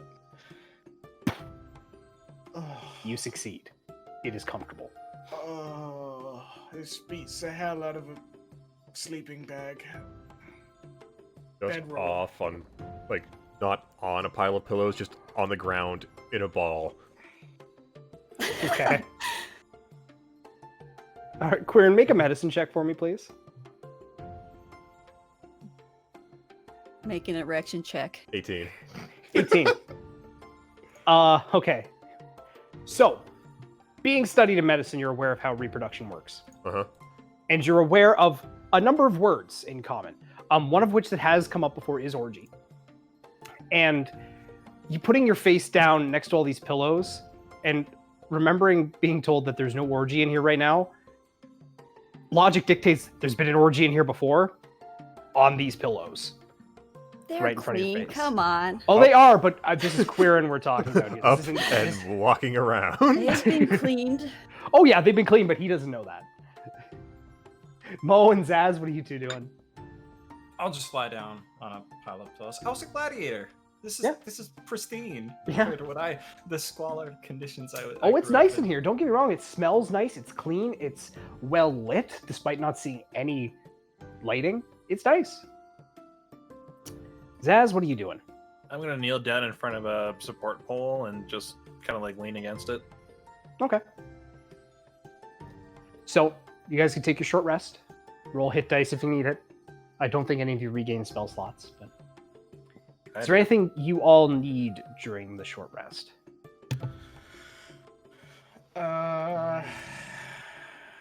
Spell slots. Yeah. Sorry. Gonna have to multi-class into Warlock, and there's already enough Paladin Warlocks with an English accent in the world. It's fair. Yeah. Are they the only ones that get them back on a short rest? And monks. Monks is the other one, yes. Yeah, I'm good. Okay. Just let Alastair 20. roll his hit dice. Okay. After the as the time goes on, at a certain point, Iflin, Lolu kind of comes in. Looks like she's been hastily bandaged up. Not a lot of bleeding. She kind of comes in and takes a look at you four and goes, "Ugh. Did you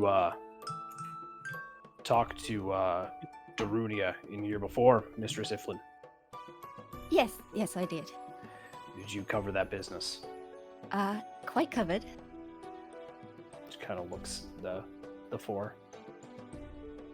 You think maybe that's something we should be mentioning to your associates? I don't want to because I don't want to get into that, but Lolu they kind might of help. leans down close and goes, I can't help but feel the fact that one goes missing and then two more are taken is a coincidence. right. I was afraid you'd say that. Oh, So, fuck it. Let's tell them. okay.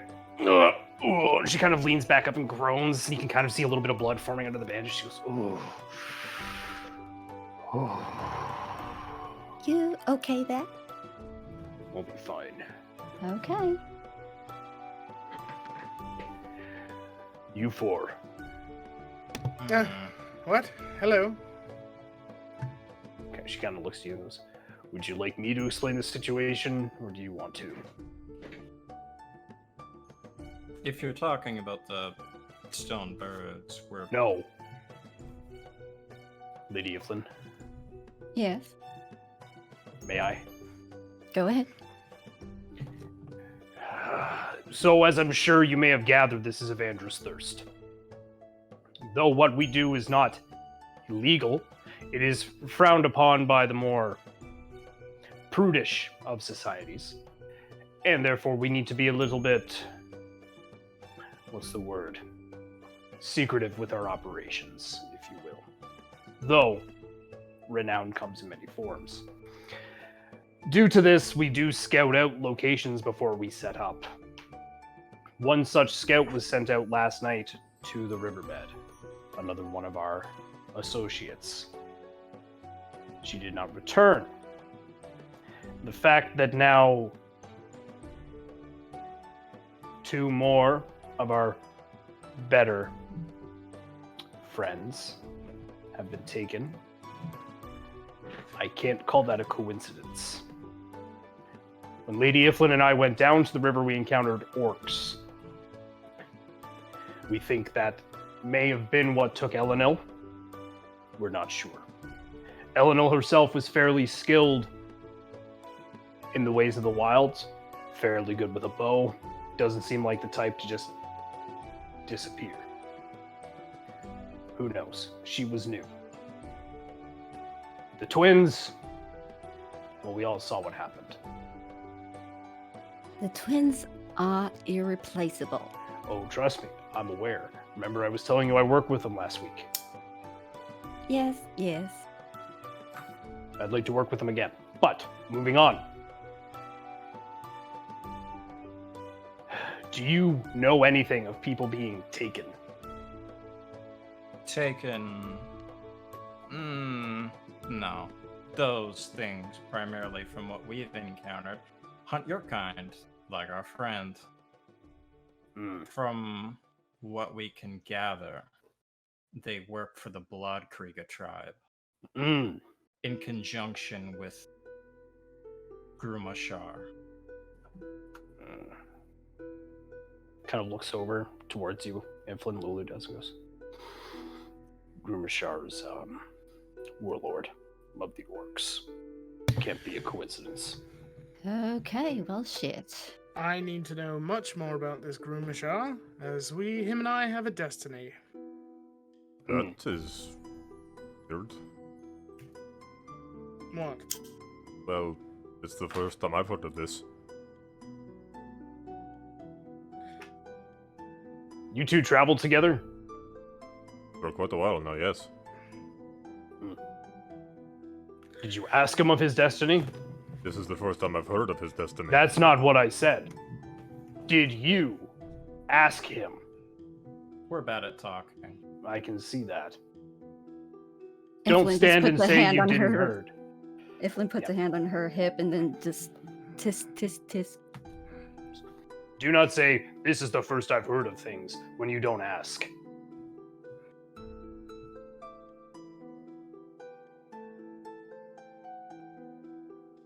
Well, I appreciate the sentiment, and Quirin, yes. Ever since when I ran into that wayward orc on the mountain, it apparently we wear the same armor, and we're somewhat connected somehow. I'm not quite sure. Lulu kind of groans a little bit and goes, Iflin, if I may. Go ahead. You don't wear the same armor. You wear similar armor. Because yours is gold made to look like dragons. Right? Yes? His is made out of gold dragons. Oh, shit. Warlord. Yes. This cements the destiny even more so. This is why when we were running away from them that I stopped. When I caught a glimpse of Grumashar for a moment before I realized that I was being left behind. Perhaps not an unwise decision to carry on. Grumashar is not one to deal alone, but I do strongly disbelieve he himself was chasing you. He doesn't get out much, would be my understanding. Apparently more these days than... He isn't a pawn, he plays the chess game. He got out enough to wipe out a whole Goliath tribe. No. He points to Quirin. What happened to his tribe wouldn't have been done by his hand, it would have been done by people he commanded. He's a coward. Orcs aren't really known for their cowardice. They're also known for brute strength and not magic. Oh, shit. Can I... An orc that wields magic? I only hear the stories. And, Chieftain Yurlto, I'm sorry for what happened to your tribe. My tribe splintered a number of years ago, thus why I'm here. Many went up to the Bloodkrieger. I believe your mother, Banoon, yes? At one point, as I am led to believe.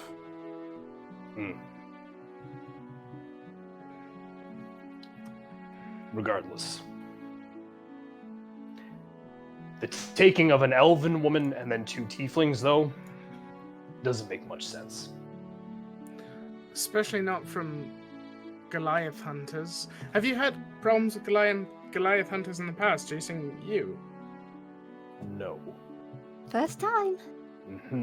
However, Lady Iflin, remember I was saying just this morning, I've had a bad feeling. You are right. You are always right.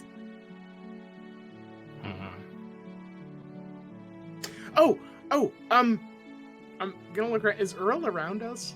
Yeah, Earl's actually kind of Okay, good. standing at the door because no one's giving him orders.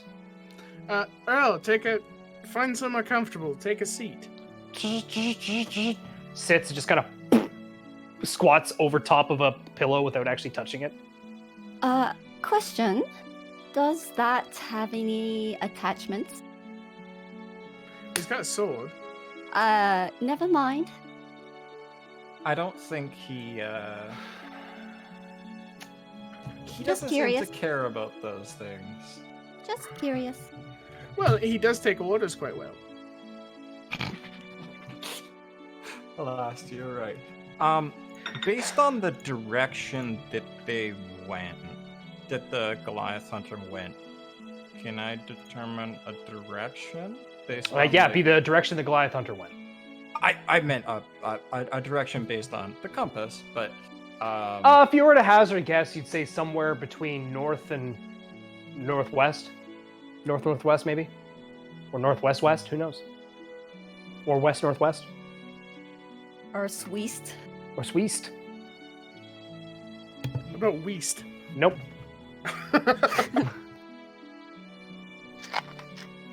But yeah, for the most part, they do appear to be not heading in the same direction that you guys came from. I Lulu don't kind know of what's- stands, looks at you, and goes, "I'd follow them myself," but looks down and kind of looks at the blood that's forming under the bandages. You need to rest. Yes, I do, and someone needs to be here while you're off doing a rescue mission. That's right. if it is going somewhere north, let's hope it's not the Dark Wilds. We spent too much time bungling around in there. You must have been hit on the head. The Dark Wilds are south of us.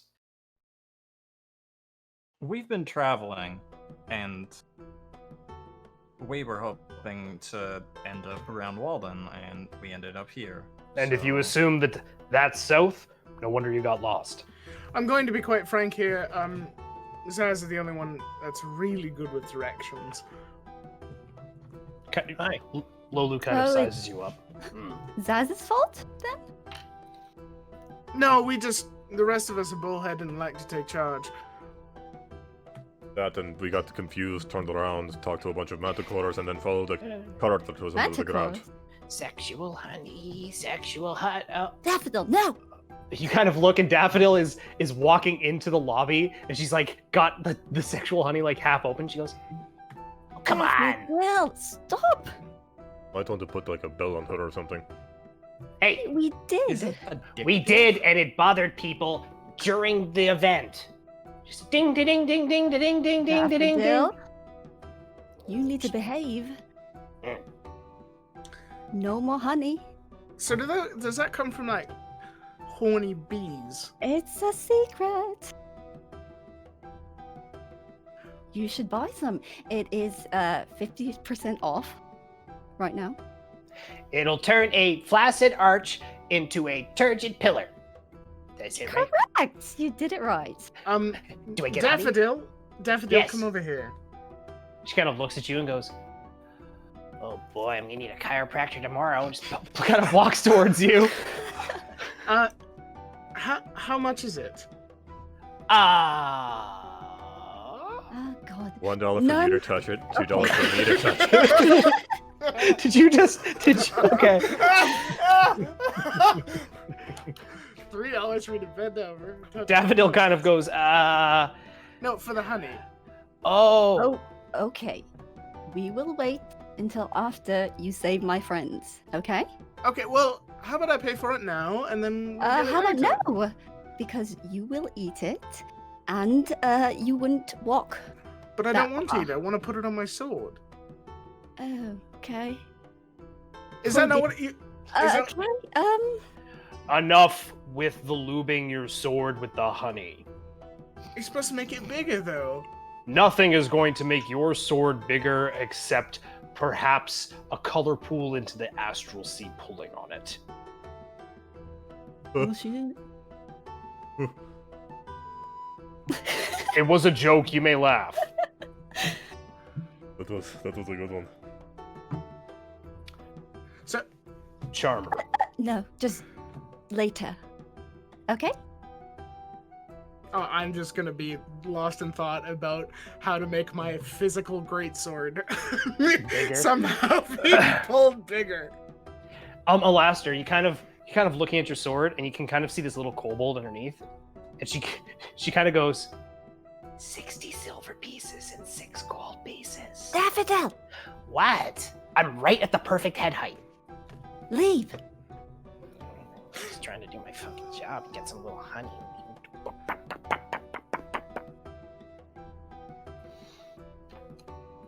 So is it time to leave, yes? It's time to leave. Yeah, sure. And I'll struggle to get out of the comfortable pillows. It is actually. I need you to make a wisdom saving throw, Hell yeah. just for shits and giggles here. Okay. Why did the music stop when I did this? Oh. 28. 28. Yeah, you kind of in the pillows. You're like, oh man, it's that feeling of like I'm in bed and I have to pee, but man, is this bed comfy? And you just eventually pull yourself up. You're like. After I get up, I'm gonna point back at the pillows. Be like, you're mine later. Are you going to fuck the pillows? No, I'm going to sleep there. When was the last time you slept on beautiful plush pillows? He only sleeps Never. under carts. Literally what I mean. never. I've never used a pillow. Maybe you should. Eh. Lolu likes pillows. I remember my mom's bed used to have tons and tons of decorative pillows that I used to hide and play in as a kid. Right. Are we leaving? Yeah, sorry. Okay, let's go then. All right, and you all begin to leave, and Aquarian, you actually have a hard time getting around Lolu's massive frame, and as you kind of step back, you realize it's just you two in the yurt, and she grabs the front of your armor, and she kind of looks at you and goes, just to have you know, pillows, remarkably comfortable, especially completely naked. Okay. Yes, naked pillows, let's go. You should try it sometime. Not alone, though. Just kind of throws you ahead of her. Like wooden boy, stiff arm marching out the door. Wooden boy is right. So, ting. Poor Aquarian. Oh, his linen underwear is going to be crusty. Not yet. Gross. Soon. Tell me I'm wrong. This, just for anyone, this is the first time listening to ERP. This is literally the only ERP episode. Just to be clear, this is literally it. My character is very branded. Yes, you are, because you had a year to work on the bitch.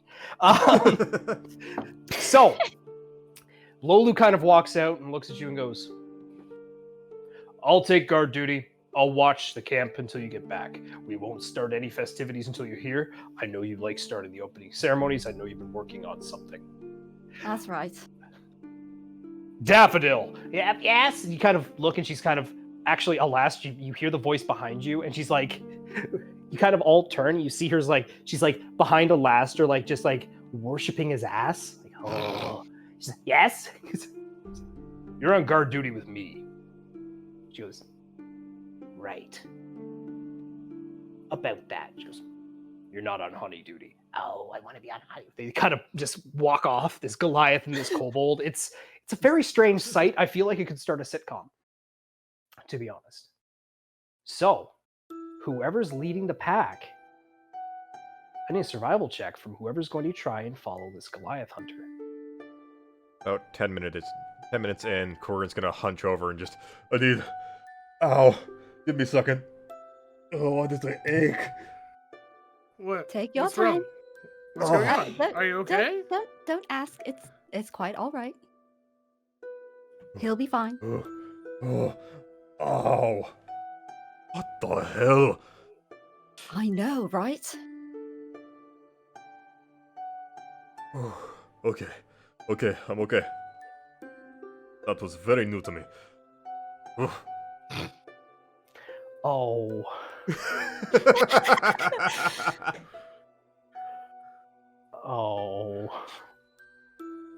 Oh. What was the name of this episode again? What was the ER? Never mind. Called sexual honey. Yes, it is. So, who's leading the pack? Sorry. I will. Okay. That's survival, you said, yeah? It would be survival, yes. 16. 16. It's a little difficult to locate any tracks as they were picked up and flown away. But eventually some trees kind of begin popping up, and you do notice that as they get thicker, there does seem to be a portion of the trees that have been kind of bent down and pushed to the side, giving almost a path in the treetops where they flew over. That way. Okay. And you guys head into this forest, and this forest is a lot nicer than the Dark Wilds, which is not difficult. Let's just make that very clear. It's not hard to be better than the Dark Wilds. Matter of fact, one would even consider this forest pleasant. Go as far as saying that. I guess the best way to describe it would be almost a boreal forest. Some pine trees and stuff. And you do note, as you're heading through this forest, there is a slight incline that begins. What would you guys like to do?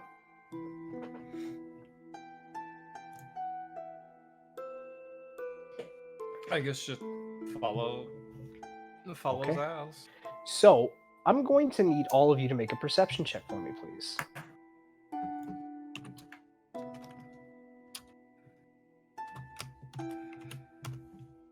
Ooh, big 20.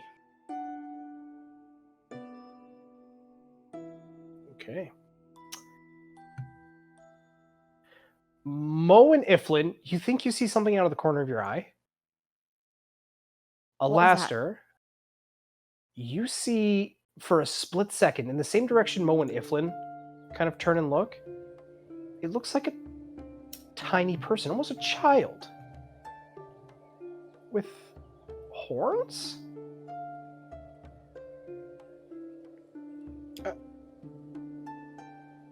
Hello? Are you lost? Don't tell me there's something else up here as well. It's like is it's like that? a little like a child tiefling, like a tieflet. Leaflet? Like a child tiefling, like a kid.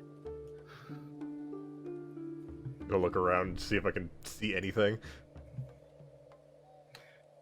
You can make a perception check. Zaz. Yeah? That description, and considering a conversation you and Quirin had earlier, kind of something scratching at the back of your brain. 25. 25. You see it too. It's not, the proportions are wrong. The hands, the arms and legs are too long, and the horns are too big for it to be a child tiefling. It's also too small. And you see it almost in shadow for a split second, and then you see it disappear, and there's a small flame on the ground behind it. Not a tiefling. That's not good. Keep an eye out. That seems very strange. It just poofed away and there was fire left. Not wrong.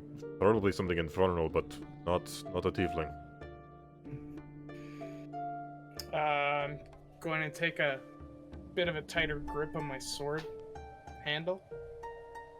Kind of be ready for some sort of ambush. Okay. Are you guys stopping or are you still walking? I'm gonna keep walking slowly. Okay. You walk at a slower pace, the 5 of you. Sorry, 6 of you, if you encounter Earl. Getting used to that, sorry. At a relatively mild pace. You're not tiptoeing and you're not sneaking, but you are going slower, keeping an eye out. And eventually you cross over a hill and it kind of dips back down into almost a valley. And as you kind of crest over this hill, there's a number of trees, but there's this small clearing that has almost like a stone monolith standing in the middle. Completely plain stone.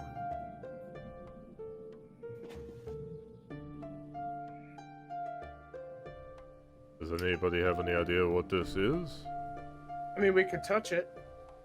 No, no, Why not? don't touch that. Can you do the detect magic thing?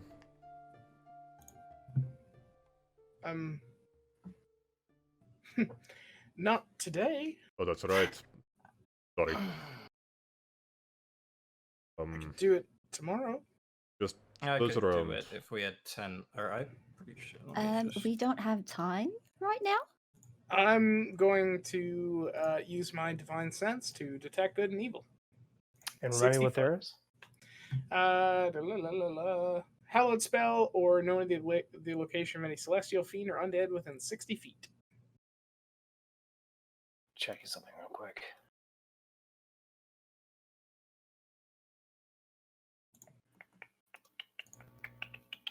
Do apologize here. Lights up like a damn sonar.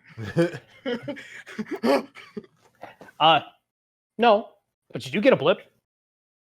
This stone monolith. Okay. I would know what it is, like what aura it gives off. Fiend. All right, so don't touch the stone thingy. It's got it's some sort of fiendish energy, which So I was right. yeah, that's God, I want to touch it though. Look around, see if there's anything else waiting for us. Okay, I will pick a direction and start. Actually, I'll start heading like left around this clearing. Okay. As you're kind of walking down, you're kind of looking at this thing. It's very strange, this monolith. And you're kind of looking at it, you're like, man, it's like my height. What's even the point? And as Alastair turns to leave, you hey, all may enter, none may leave, right? I'm sorry? Did that thing speak? Yep. All may enter, none may leave. No. Yeah. Say it. What? I'm Say not. what? What? What's going on? You Don't. two, not you two. The other 3. How's it going, guys? Oh, shit. What the fuck are you doing here? Oh, not a whole hell of a lot. And this monolith kind of goes, and there's this tiny little fiendish, devilish creature kind of sitting there and goes, I thought I'd just, take the form that you met me in. Be a little bit more, You were reasonable. a door last time. I was a door last time. That's Who's right. that? You remember. It's a devil we came equally across. Hey. I'm equally as confused as you are. Okay, you there, shiny guy. I like you. You're shiny. We'll talk. You there, sugar tits. Stay behind after Excuse class. me? Oh, you heard me. He's a massive prick. We've talked to him before. Uh-huh. Oh yeah, Can long I- time ago. Can I just produce flame in my hand? Okay, you produce flame. He does the same thing. He goes, ooh, fiery. Don't worry, not here to cause a problem. Just here for a chat. That's all. Go on. Not with you. I meant continue speaking. Whoa. Not with him, but who do you wish to speak to? Looks over at Zaz. Hey, buddy. Been a while. Yep. Hi. So, word came down from the big guy. Just letting you know. That transaction we made, you know, it's on the hush hush, don't worry. Still valid. Still valid. Thank you for that, by the way. I got a promotion. I can now kind of travel back and forth at will.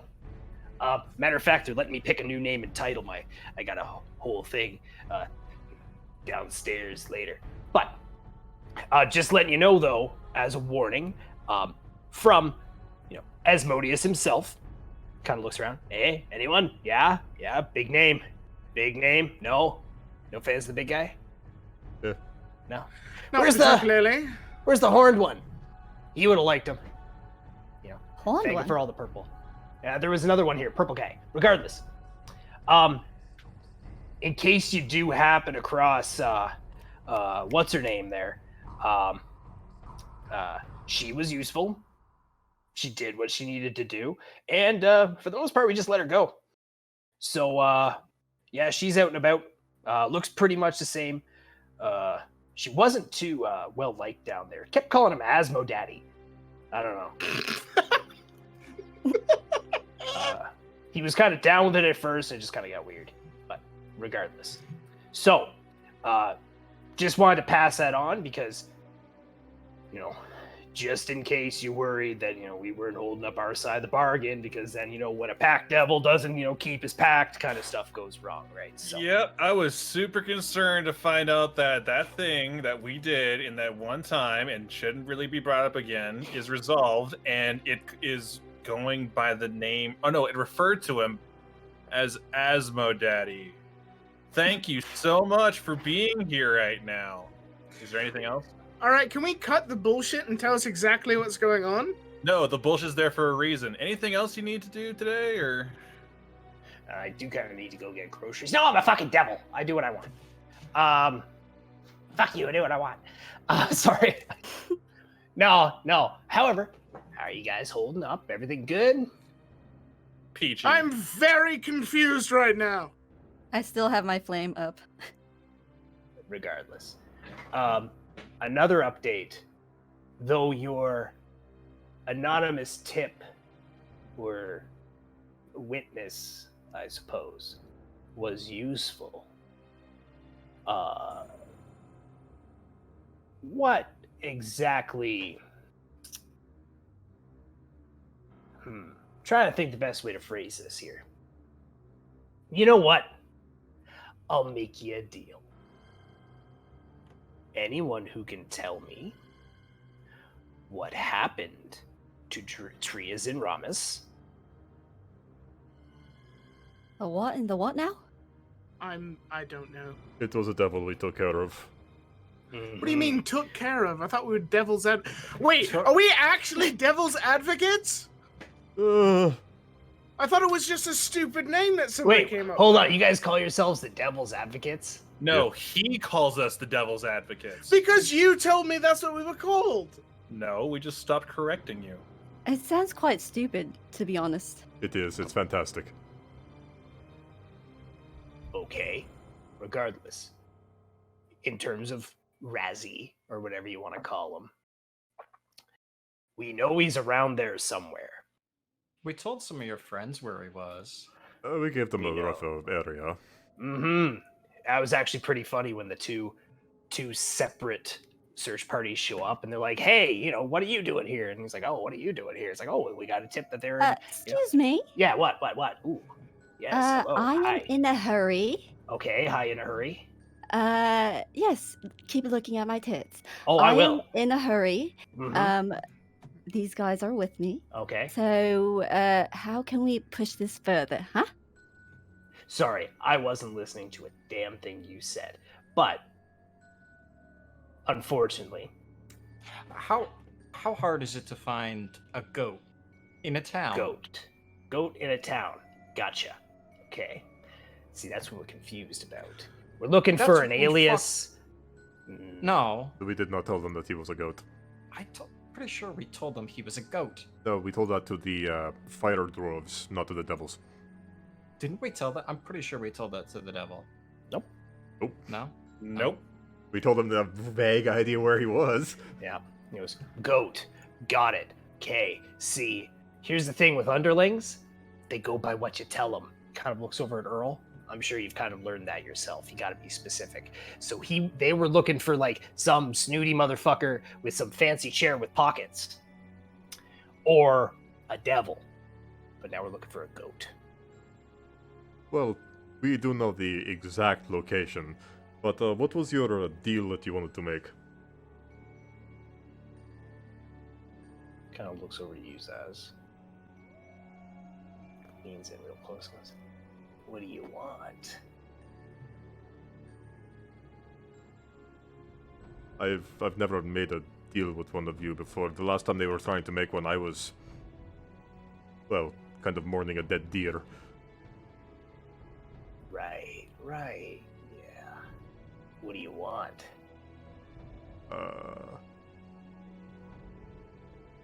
Any number of things. I need passage and way back to the Astral Sea.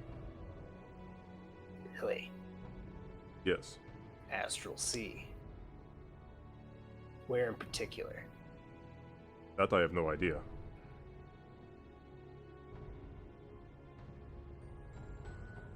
Kind of leans back.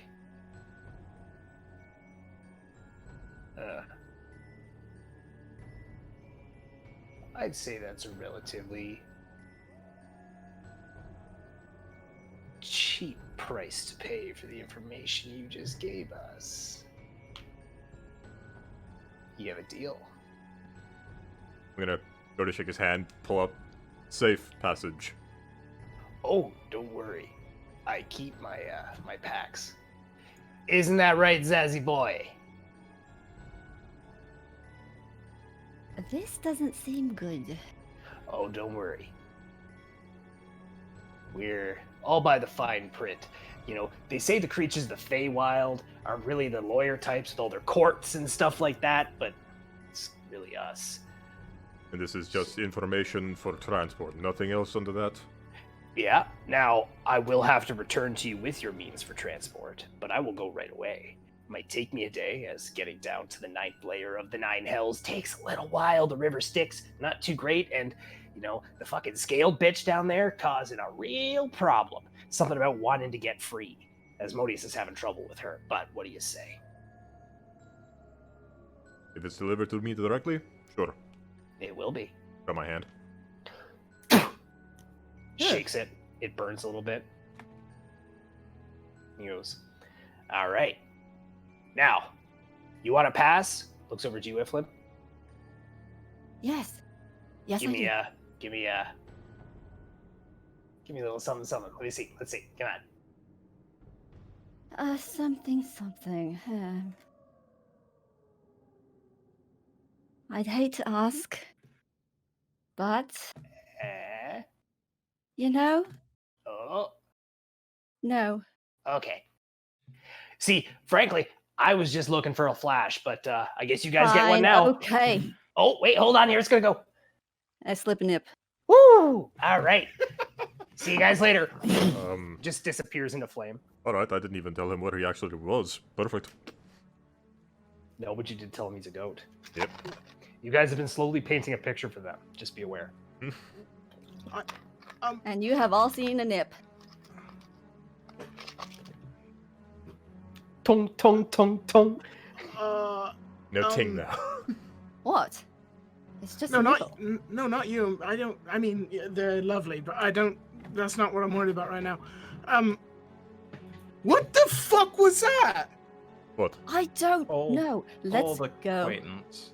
Shall we? Okay, hold up. Are we literally devil's advocates? Are we working for them? What's going on? No, it's not working used for to. them. But a little bit. But I we don't care. turned him into a goat. We'll walk and talk, We turned him into a goat. And, yeah, we tricked him into doing that. He was going to kill us, blah, blah, blah. And ever since then, we keep running into them. Like Zaz, for instance, with his deal. And, well, they've always been kind of around. Oh, excuse me. So what did Zaz get? What was that deal about? I have no None idea. of your business. Like, okay, I won't ask for details. Is it like really crazy, or is it kind of like a little thing? Or He sold a person for this. so it's pretty big. Gotcha. Yes, can we go now? Yeah, We're walking, we're going. Keep going, come on, guys. And you guys are walking, and Iflin is very much pushing you along. Zaz is moving pretty quick with her too, I assume. Yeah. Trying to get past this conversation. So, you carry on for the next little bit, and Zaz, on occasion, you do look up to check and see if the tree line is still splitting. And on occasion, you guys do come across a fallen branch that looks like perhaps a talon or a tiefling had clipped. Eventually, you do come to where the mountains begin and the trees begin to fade away. And you kind of look up the mountain, not too far, maybe about a kilometer, or I don't know, a third of a mile-ish, maybe, half a mile. For the Americans in the group now. And you do see what looks like a large cave, actually. And in front of it is a giant stone bird. Make anyone who's proficient in perception make a check. Ooh, I'm pretty sure I am. I'm not. I'm not really. Nope. Oh, 16. right, Bard. Iflin, make a check for that. Jack of all trades? Perception. Jack of all trades, perception. Yeah. Sorry, Oh. not used to having a bard in the party. A bardie. A 16, 10 from Mo, and a 13. Okay, so Zaz, you do see it. The purple eye's gone. Just like an empty socket. Clear, and there's no purple eye. I don't know if that means that it's dead or if it's resting. Let's just be careful. Sleep? I have no Can idea. they sleep? I'm not good with arcane stuff. I don't know what that is. How is it arcane? It's just a big bird. It's made out of stone. It literally hunts your kind for fun. It shoots laser beams. I just would have thought you would have had a little bit of knowledge passed on. It could be just a big scary bird. I don't know. Just be a little bird that's really close up. Or a big bird that's far away. Yeah. Gonna get closer very, very slowly. Okay. Make stealth checks, please. All of you. Uh-oh. Oh yeah, I'm at disadvantage for this, aren't I? Same. Do I have plus? I'm wearing plate mail. 13. Oh, at least I have a plus. Bravo. Oh, 7. they're both shit. Oh. We are not sneaky. Excuse me. Oh wow, 4. Some of you are. I'm the Nah. highest with a 13. Yep. Oh, Ah. Oh, I have 13 also. You kind of Oh, 11. go to climb up, and you can hear the gravel and the sand and the dirt underneath you just and start falling away as it's actually getting a little steep.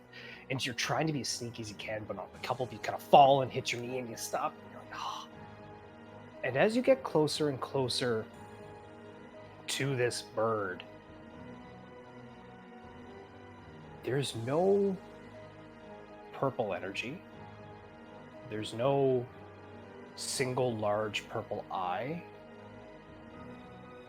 It appears to just be a pile of stone. Is it dead? I'm gonna poke it with the sword. Don't think we're getting off that easy. As you poke it with the sword, Alastair, it just and crumbles away. Oh look, I did it. So, if it thinks it kills one, it crumbles? no. There's No? got to be something else going on. Yeah. The eye's missing. Well, maybe Well, when we were in that place, there was that big purple eye. Maybe it's like another one of those, but like inside. What place? You know, that place with the thing. What place? What purple We've eye? seen purple eyes before. Yes, but not in some random place. Right, Alastair, shall we I am go? going to need a deception check from you for that one, and an insight check from Quirin. Just because that was a bad lie. But... 23. Oh, 23! 23! Man, Quirin, here's the thing. You want to say that he's lying, but at the same time, you think maybe Alastair's just grasping at straws because sometimes he just says shit to keep the conversation going. You're not really sure. It could be one of those two. Ugh. My head hurt. Okay, let's just look around and figure out what's going on. And I search the I know. area. Look, just like poke my head into the cave. It appears to be a cave, fairly straight, actually. Not not kind of winding or anything like that. A pretty straight ahead, no twists or turns, and it appears to kind of go downwards slightly. I'm gonna pick up a stone and huck it down there. Goes for a bit, and you hear the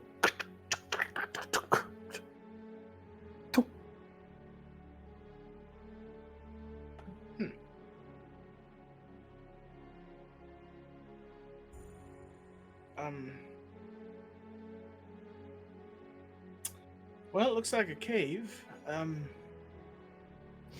you want to go in there, or what do I do? Jump in. No, wait. Can you slide? I'm gonna take a stone, pop light on it, toss it in. Okay. Um, Make a strength check for me, please.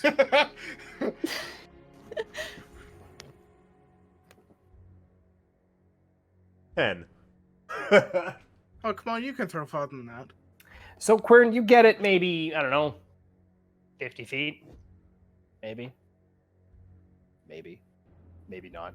Alright. It's a small stone. And it looks more or less just like a regular cave. There doesn't appear to be anything remarkable about it, other than the fact that it's, there's not a lot going on. It's pretty plain. No stalagmites or stalactites. It's not very tall. Almost looks like something burrowed it out more than a natural cave.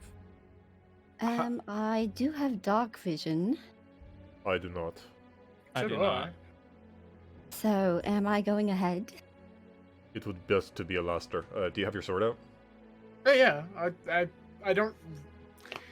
There's like a strap on my back, sort of, but it's cumbersome to deal with it, so I kind of just hold it. I'm gonna just poke your sword and cast light on it. Okay, Alastair's sword lights the hell up. It is lit. Okay. I'm Yeah. going- I could just do produce flame and... Is there Yeah. a radius on that? That would provide light, like a torch, yeah. if you did that. Okay, I'll do that. Okay, so you got light on Alastair's sword, and Iflin, you light your hand on fire, just kind of holding it out.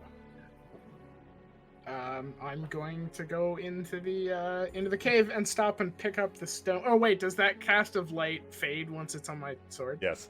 Yes. Okay, fine. Then I'll just kind of head off into the cave. I'm not really being terribly stealthy because chances are they've heard us. It's a cave. Mm-hmm. Yeah, so Alastair's going in. Iflin, you're going after him, I assume? I'll, cover the rear. Okay. So Iflin in the rear, who's going behind Alastair? I'll be behind I'll go Alastair. behind. Oh, Okay. I'll go after Quirin. And then Zaz in between Mo and Iflin, and I assume Earl will be in there somewhere as well, wherever you guys want to put him. So you guys head into the cave.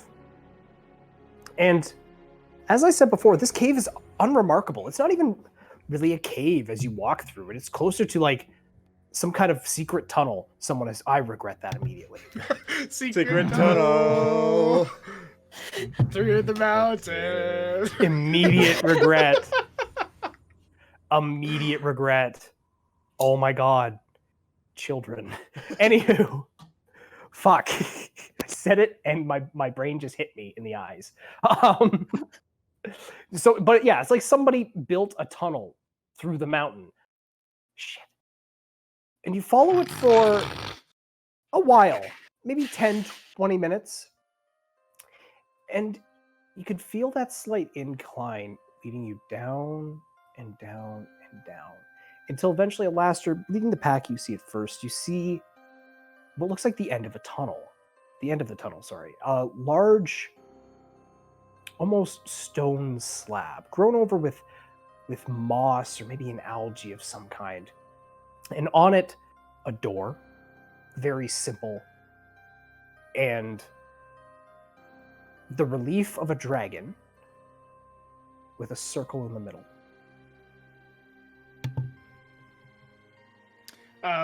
Just from the drawing of the dragon, can I tell what kind it is? It's on a stone, so it is a stone dragon. But are you talking about their physiology? Yeah. Make a nature. No, make a nature or religion check. One of the two. Well, let me see what these are. It'll be religion. Okay. 20. You better fucking know what dragon this is. Just gonna press my hand on it. Nothing happens. And I'm going... Is there like a door handle, a doorknob, or is it Nope. just like an... There's this carving of a dragon, and then there's like a small circular like indentation on top of the dragon. I'm gonna kneel for a second and just kind of say like a quick What are you? prayer. What are you? What? Just hold on a minute. Oh, Paul. This is taking too long. You'll look over his shoulder. Do I see the dragon? Oh yeah. Just give him. Just wait. Quirin, aren't you happy that I don't pray at every raven that flies by us? Actually, yes, that is very happy about that. Okay, how often do you guys see fucking dragons? Just give me this one thing. No. You'd be surprised. We are literally waiting to see if her friends are still alive. All right, fine. And I'll first of all, I'll knock on the door. It's solid stone. You don't even hear a reverberation. Okay. I'm gonna place my hand on the indentation. It's smaller than your palm. I'm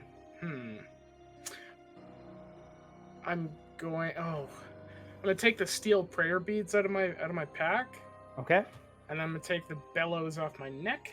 Okay. I'm gonna kind of weigh the options for a moment, and I'm going to press the bellows into the indentation. Nothing. Well, fuck. All right, I got nothing. Anybody know how to get into a weird stone door? Can I take a look at it? Oh, Yeah. yeah sorry.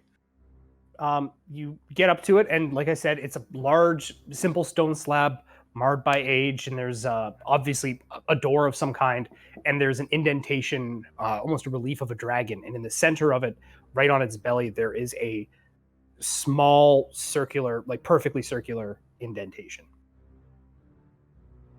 There's no writings or anything, is there? No. Okay.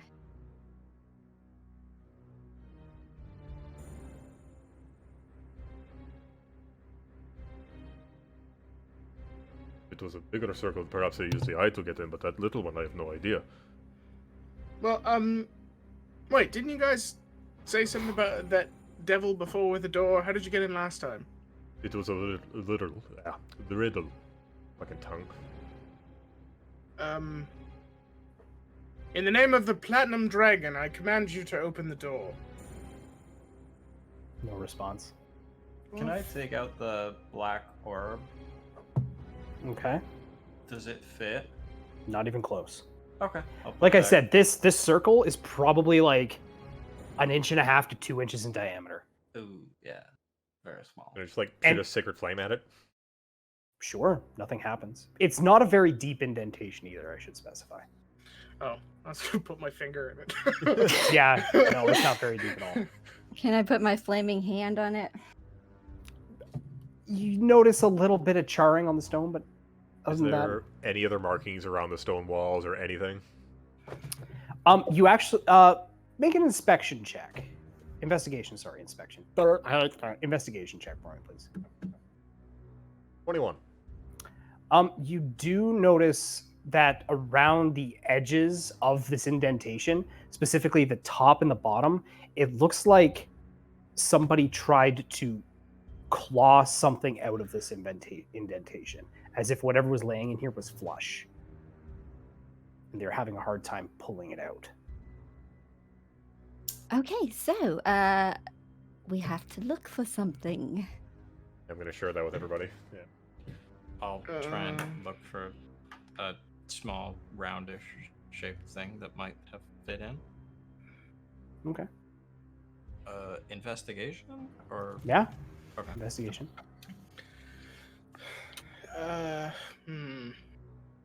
Would I know anything about this? Is this? This hasn't really come up before.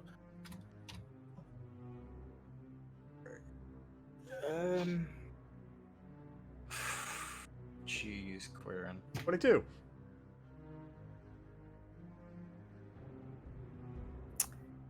Is everyone rolled, or I'm not going to. I'm still thinking about how I would open the door. no? You Corin, you kind of get on the ground and you feel around and you find like a piece of copper. Don't know how long that's been there, but yeah.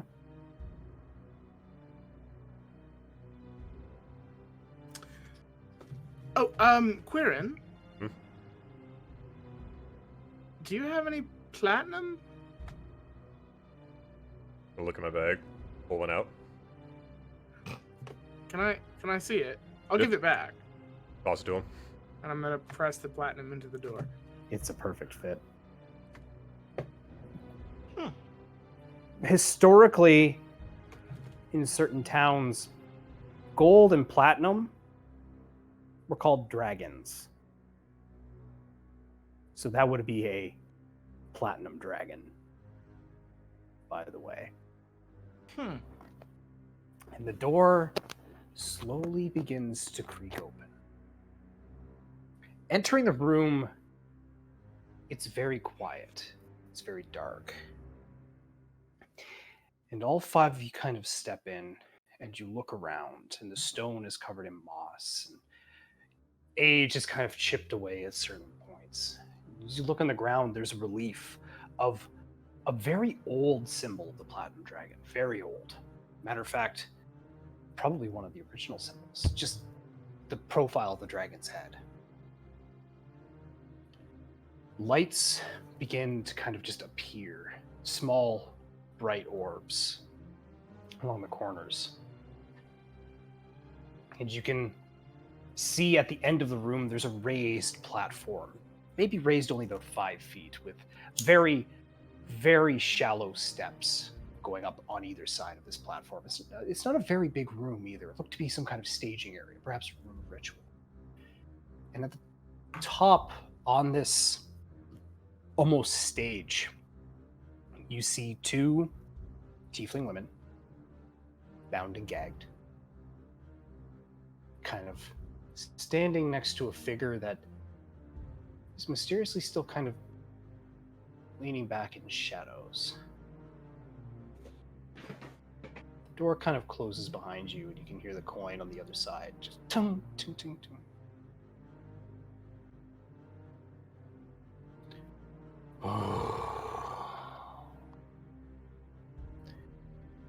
So, I suppose we need to have a discussion, don't we? Who are you? I must apologize, Iflin. Your involvement of this was not necessary. But You know do me. see, Okay. not many people across this land don't. Let's make that clear. True. And as I watch from where I watch, Do I you can like what you many see? things. No. Damn. Chieftain Yurlto. You seem to have slipped through our fingers.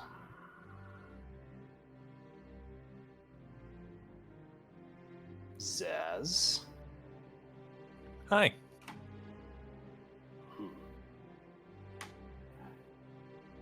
Mr. Milner.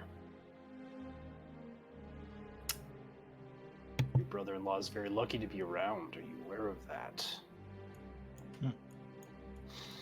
And you, the golden talon of the platinum dragon.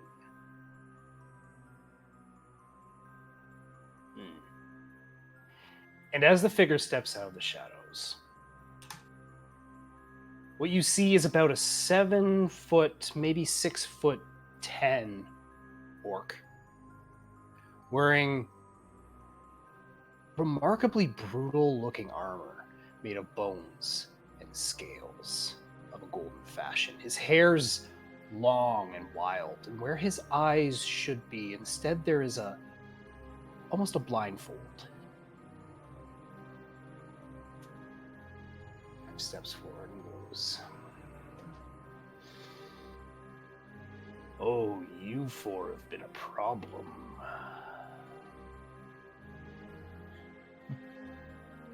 I am Grumashar." And that's where we're going to end tonight's session.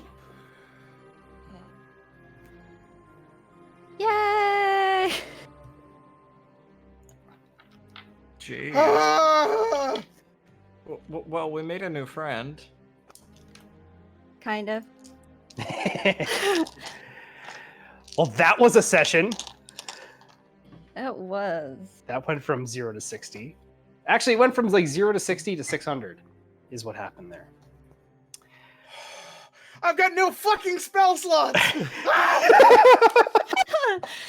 All right. Well, as always, if you stayed with us this long, thank you very much. We love you. We hope you enjoyed the show. We'll be back next week. Same Dragon Time, same Dungeon Channel, or whatever the hell you want to say. Remember, subscribe to be entered in a draw for Icewind Dale Rime of the Frost Maiden for the end of September. And as always, and Lisa, I know you're new here, but I think you know how this part works. Yes. Bon nuit. Bon nuit. Bon Bon oui. Goodbye. The worst.